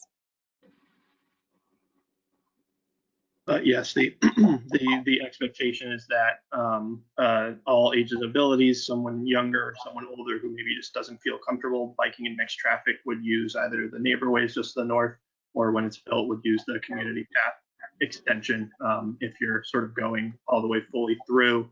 And that if your destination is on Highland Ave, we're going to work towards getting those north-south connections beefed up, so that either you can simply get off your bike and you're at your destination already by the time you get to Highland, or it's only a short stretch and it's a fairly traffic calm stretch. Thanks, Adam. Thank you, Viola and Adam. Thank you for that. I'd like to invite Corinne to unmute herself and ask her question. Thank you so much. My question was in regards to Central Street between Summer and Highland. Have no problem with being one way. That totally makes sense with it going that way. But I wanted clarification with the 2 bike lanes being added on either side of the street, if it was in fact barriered, so that it is a hard barrier between the through traffic and the bike lanes to the sidewalk, because that causes concern about, as you brought up, the delivery truck issue, not being able to pull over, emergency vehicles not having anywhere during that stretch between Summer and Highland to have a safe place to pull over, and causing traffic back up there, especially now with the new business going in at Highland and Central there, and those businesses at the top. There's just no parking, no stopping, and I worry about backing up and just accessibility to residences in that stretch on the street.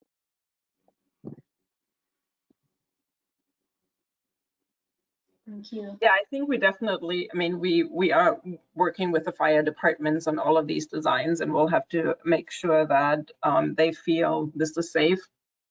And we're certainly not blocking driveways, so all the accessibility to residential parking, off-street parking is maintained. And as I said, some of the treatments that we are looking at the borders are actually, you could, like a emergency truck could go over it, like when I talked about these armadillos that are only flat. So we're still considering all of these options, and there won't be a 2-foot high wall that nobody can go over. So that's again this balancing act that we're trying to provide safe journeys for bicyclists, and at the same time, all the other demands that a street and, as you said, curb management has.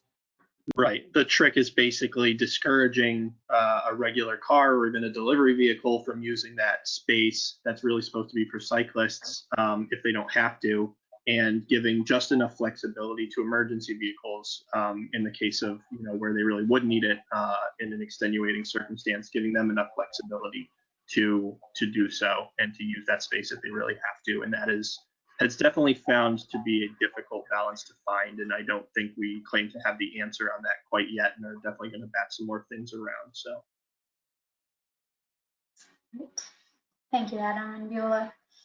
I'd like to invite Lisa to unmute herself and ask her question.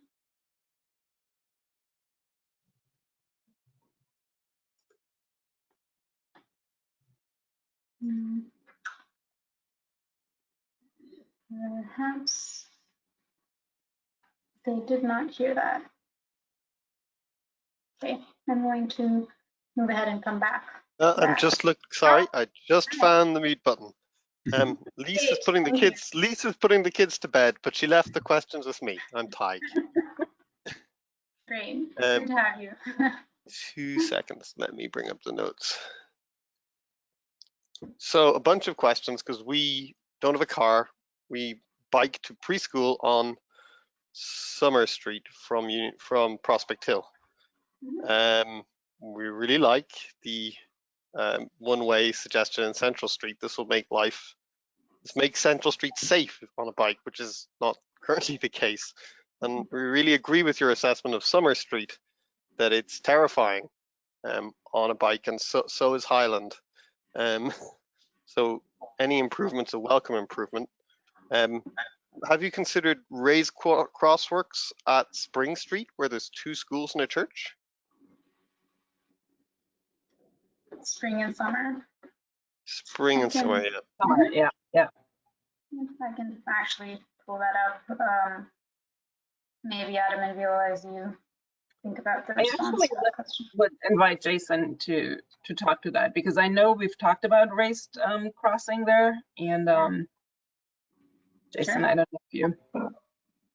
Yeah, I mean, the current design right now has a large curb extension / bump out on the north curb at the church there, which incorporates a little bit of green infrastructure. There's also a great place to terminate the uphill bike lane with a short cycle track, and it greatly reduces the crossing distance for there. There's slight improvement and curb extensions also proposed into Spring Street there, but I do think there's a possibility of doing some form of a raised device. We'll have to look into it because Spring Street is actually a pretty steep hill coming up to that location, so it can be difficult to incorporate a raised crossing there, but it's a decent consideration. And then the other major concern is, like, when you're coming from Prospect Hill and going towards the Tufts area, there's really no alternative to Highland Avenue between Walnut Street and Central Street. And so what's going to happen for bike infrastructure? Because you can't take a kid on it with this new design. It's not feasible now, and it won't be feasible afterwards. And how do you get to the high school, City Hall, any of these places by bike? Or the daycare center or along Highland. Courtney, do you want to talk about the Central Hill campus? Because I believe once you're in Walnut, and the access to the high school and City Hall could be provided internally, couldn't it?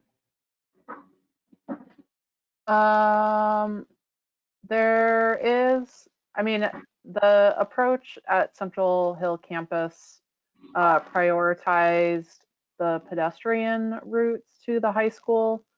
That was the predominant design priority around the Central Hill campus, that a large number of high school students walk or ride the bus to get to Central Hill.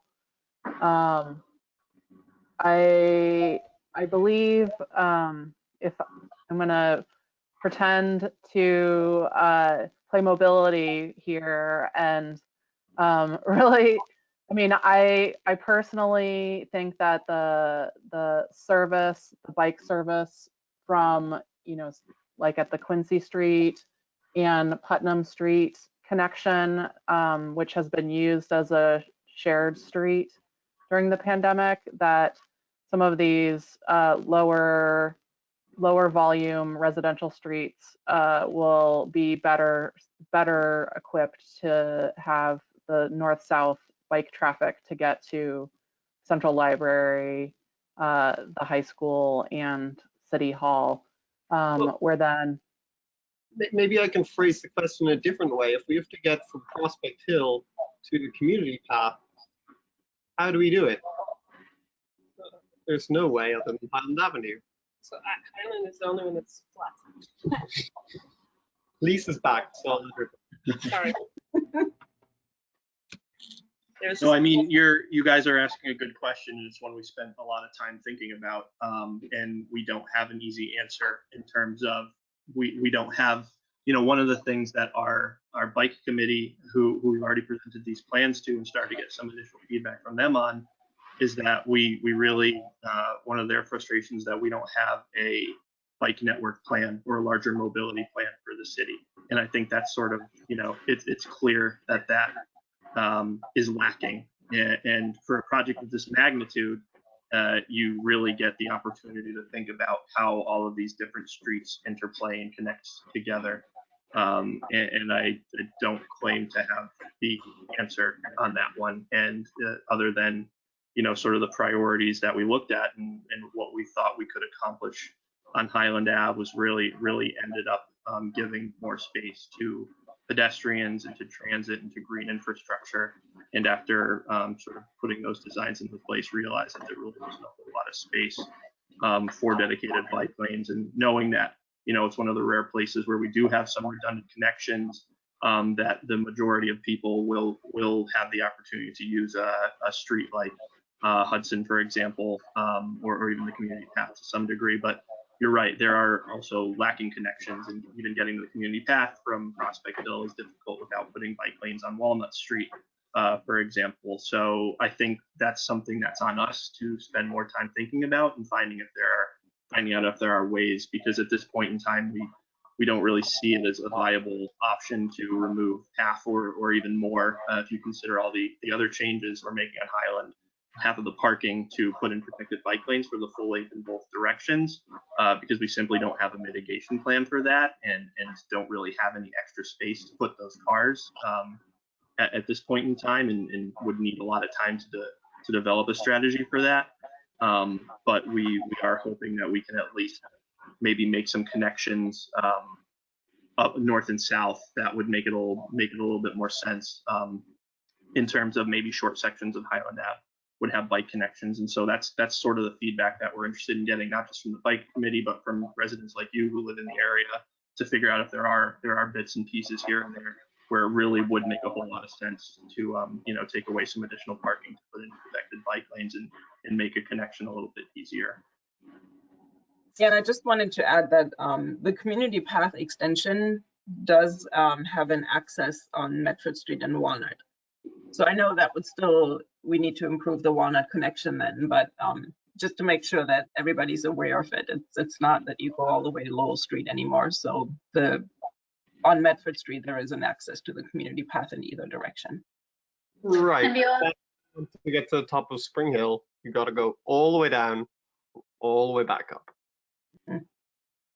Yeah, and Highland Ave is such a key destination for us and for the kids. It's got the Center for the Art and Armory.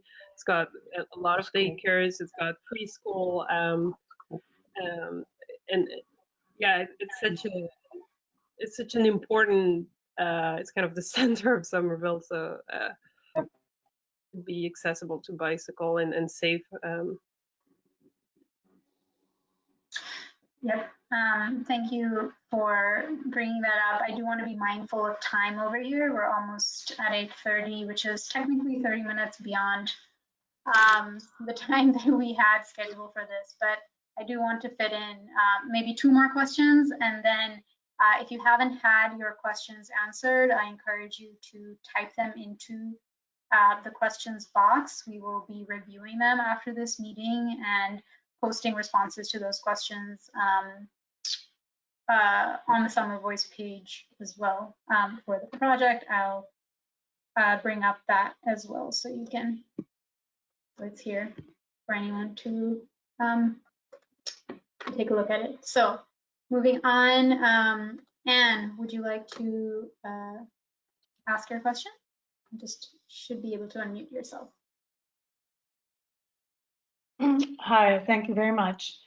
This is just a general construction question, and I'll keep it very quick.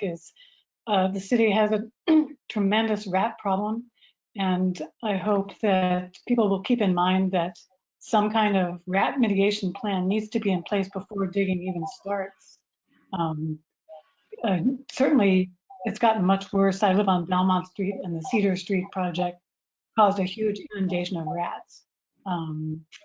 So I just wanted to bring that up. I know this isn't quite the right form, but I want to bring it up for all construction projects to think ahead to that. Thank you very much. Thank you, Anne. Thanks for bringing that concern. It is one shared by many residents of the city.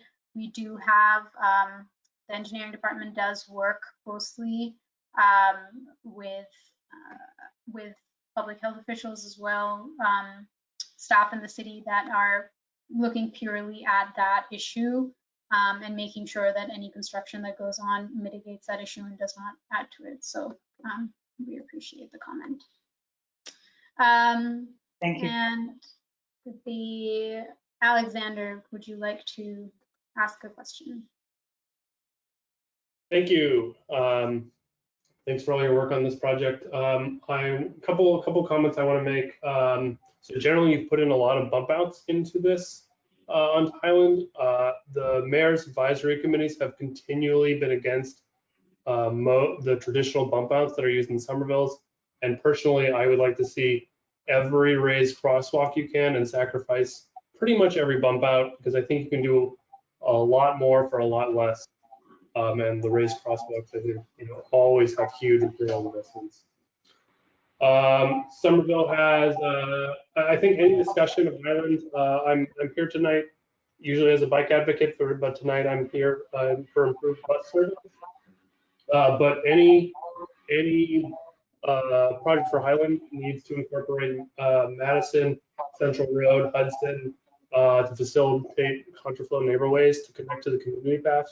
Because I think it's community path at that point is a little bit too far north, and you want to be able to get to it pretty quickly. Have the city considered any allocation for teacher spots? Because that seems to be the primary mode for preserving parking. And with Vision Zero, Somerville Climate Forward, Summer Vision, all which call for the removal of parking, I can't see how you justify not removing parking and putting in a bus lane. But even the city planner here tonight was complaining about the 88 bus trying to get around because it's so horrible stuck in traffic. I just don't see a justification why we're leaving a once in a lifetime opportunity without improving bus service here. So thank you. Thank you.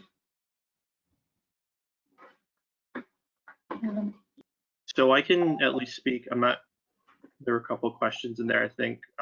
Thanks, Alex. But I think one of the last ones we can address first, which, and apologies if I don't answer all these questions, but I think one about bus lanes and putting those on the length of the corridor. So I think it is important to remember that we don't want to just put in bus lanes for the sake of putting in bus lanes, and that we want to first look at congestion and where it would actually be beneficial for the bus before actually putting those in place. And as the city planner who complained about congestion, I can also tell you that at least in the mornings, things really only got bad once we got to about Central Street, and that generally a bus actually wouldn't really benefit much from a dedicated bus lane further west. And so what we ended up landing on was taking a number of different treatments and figuring out how they all fit together, and realizing that if you are willing to build in-lane bus stops that sort of give buses priority between intersections, and then focus on making improvements to the signalization and moving bus stops far side, that you actually don't end up with all that much benefit from a dedicated bus lane if you can just generally get the signals and to work better and the bus to be prioritized. So Highland Avenue isn't necessarily a corridor where there's heavy traffic in one direction that would benefit from a really long bus lane in one way and really long queues in the other. It really is more strategically at intersections, and so that was where we ended up focusing a lot of our efforts, and then realized that it did become a trade-off between giving more space to pedestrians and creating in-lane bus stops and allowing us to create more green stormwater infrastructure, or simply putting in a bus lane. And we ended up erring more on the side of prioritizing additional space for the pedestrian improvements, the bus amenities, and green stormwater infrastructure. So I guess yeah, so that's the most important. I think the other ones can kind of be just thought about. Nothing has to be done those questions, but I guess I would be interested in seeing the data that support, because I didn't see, because what you're suggesting is that bus priority, different sections of streets should have bus priority on them. And I guess I didn't see that in the current design, where we're going to do queue jumps between this street and this street on Highland, which is the sense I'm getting from your description of the problem. Yeah, and I can follow up, Alex, to give you more details about that, because there are some sections where we are proposing queue jumps, and there are some sections where we're proposing a far side in-lane bus stop at a signalized intersection. It does kind of vary from location to location, and the current diagrams don't do a great job. So once we have more detailed plans, I can definitely get those in front of you to discuss in more detail. Yeah, and last thing about bump outs, the bump out on Washington and Beacon disabled the bus lane. It could be the 86 bus route being of a separate lane on Washington. So I guess I'm very skeptical of any of this treatment done by the city, just because it precludes everything else. Yeah, and Alex, we are again have started talking to Stantec folks about alternatives to bump outs, and we will consider that by location, because in some locations the bump outs, it's also a valid green infrastructure one. So there might be a mixture, and we'll definitely have in mind that it doesn't preclude, or that we are thinking of what that means for the future if we could accommodate a bike lane in the future. So it's definitely on the radar, and we are considering it. Awesome, thank you so much.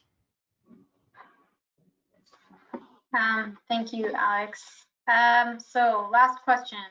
I would like to give it to Theodore Feldman. Awesome. Hopefully you can hear me. I think I hit the right button there. Cool. Yep. Well, thank you for all of your hard work on this. I know you've been working for a long time through less than ideal conditions, and I appreciate that. So thank you to all of you. I do have, I think, a comment, which is that I don't see necessarily, I see that pedestrian and cycling and transit priorities really do not necessarily compete with each other. I can see how bus lanes can be compatible with bike lanes, and in some cases shared lanes. As a cyclist, I am concerned. I think in Stantec's original slides, they have measured the traffic volume at more than 10,000 cars per day, which puts it in one of the highest volume roads in the city of Somerville, less say maybe McGrath. By comparison, I think Central is about 5,000 cars per day, if I remember the numbers correctly. So I am really concerned about the lack of cycling infrastructure on Highland. It is a street I use frequently, and it is really, of course, one of the main streets of Somerville. I wonder how cycling and pedestrian priorities could be more well aligned, and I think we've worked with PTAC and some of the other city advisory committees about how to do that through initiatives like daylighting intersections, if that will be considered in addition to the raised crosswalks. So in other words, moving parking such that the intersections are made more visible, which I think is particularly relevant to cyclists getting to the community path. Also, in the bike committee's review of the plans, we weren't sure how it could really be possible to create network connectivity without at least some segment of PBL along Highland, particularly if you're going to use Central and zigzag over to Sycamore.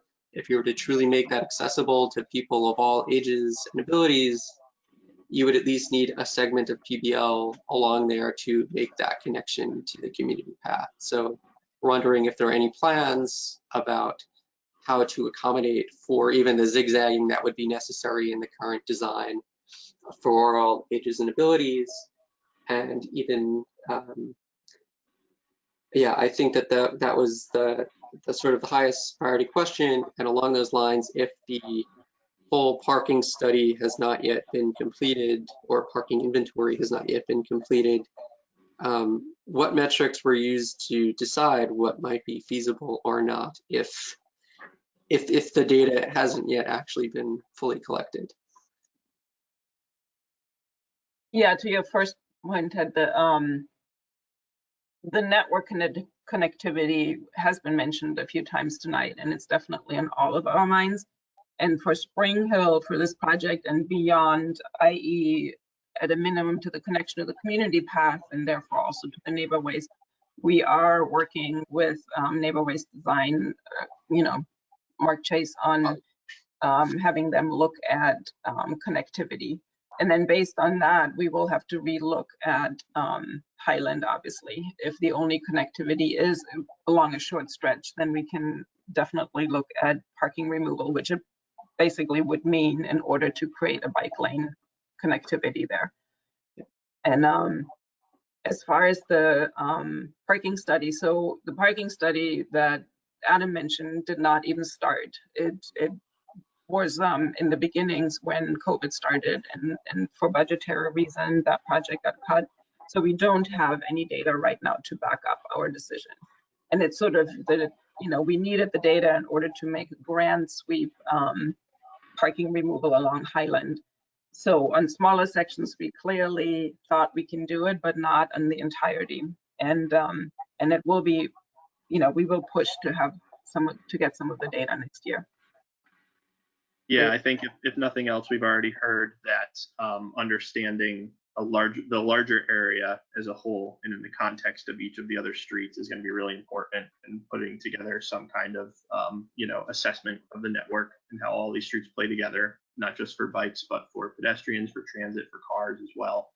And then also understanding the parking situation better. I think one of the reasons that we felt that it wasn't as critical to understand parking on Highland was that there's already so many businesses and there's so many different regulations out there already that we felt that even removing only one side of parking, which would equate to I think 275, 300 spaces along the corridor, the whole corridor would require a pretty extensive parking mitigation plan to be able to provide some sort of place for businesses to have their unloading and loading done to allow folks to park who do drive to these destinations. And we knew that we couldn't accomplish that in the timeline this project is moving forward in. So there is more work to be done, and we hear you on that. So yeah. Great, thank you. Thank you, everyone. This has been great. I know there are a lot of comments and questions we didn't get to just due to time, but we appreciate that you stuck it out with us for so long. I'll invite the counselors to give any closing remarks if they wish before we close this out. Thanks, Halima. I'll just say thank you to the 65 people who are still here and for the great questions and pointed comments, and to the staff for your work on this. And hopefully these meetings will make this a better project. And I share the excitement and all the possibilities, and looking forward to the next one. Thank you. Thank you. Thank you, Counselor. Okay, with that, we will wrap it up. The slides and the video will be posted online on the Summer Voice page, which you see the link to over there. It's summervoice.somervillema.gov/springhillsewer. Thank you all again, and we look forward to continue hearing from you. Thanks, everyone. Thanks, Halima. Thanks, everybody. Good night. Night.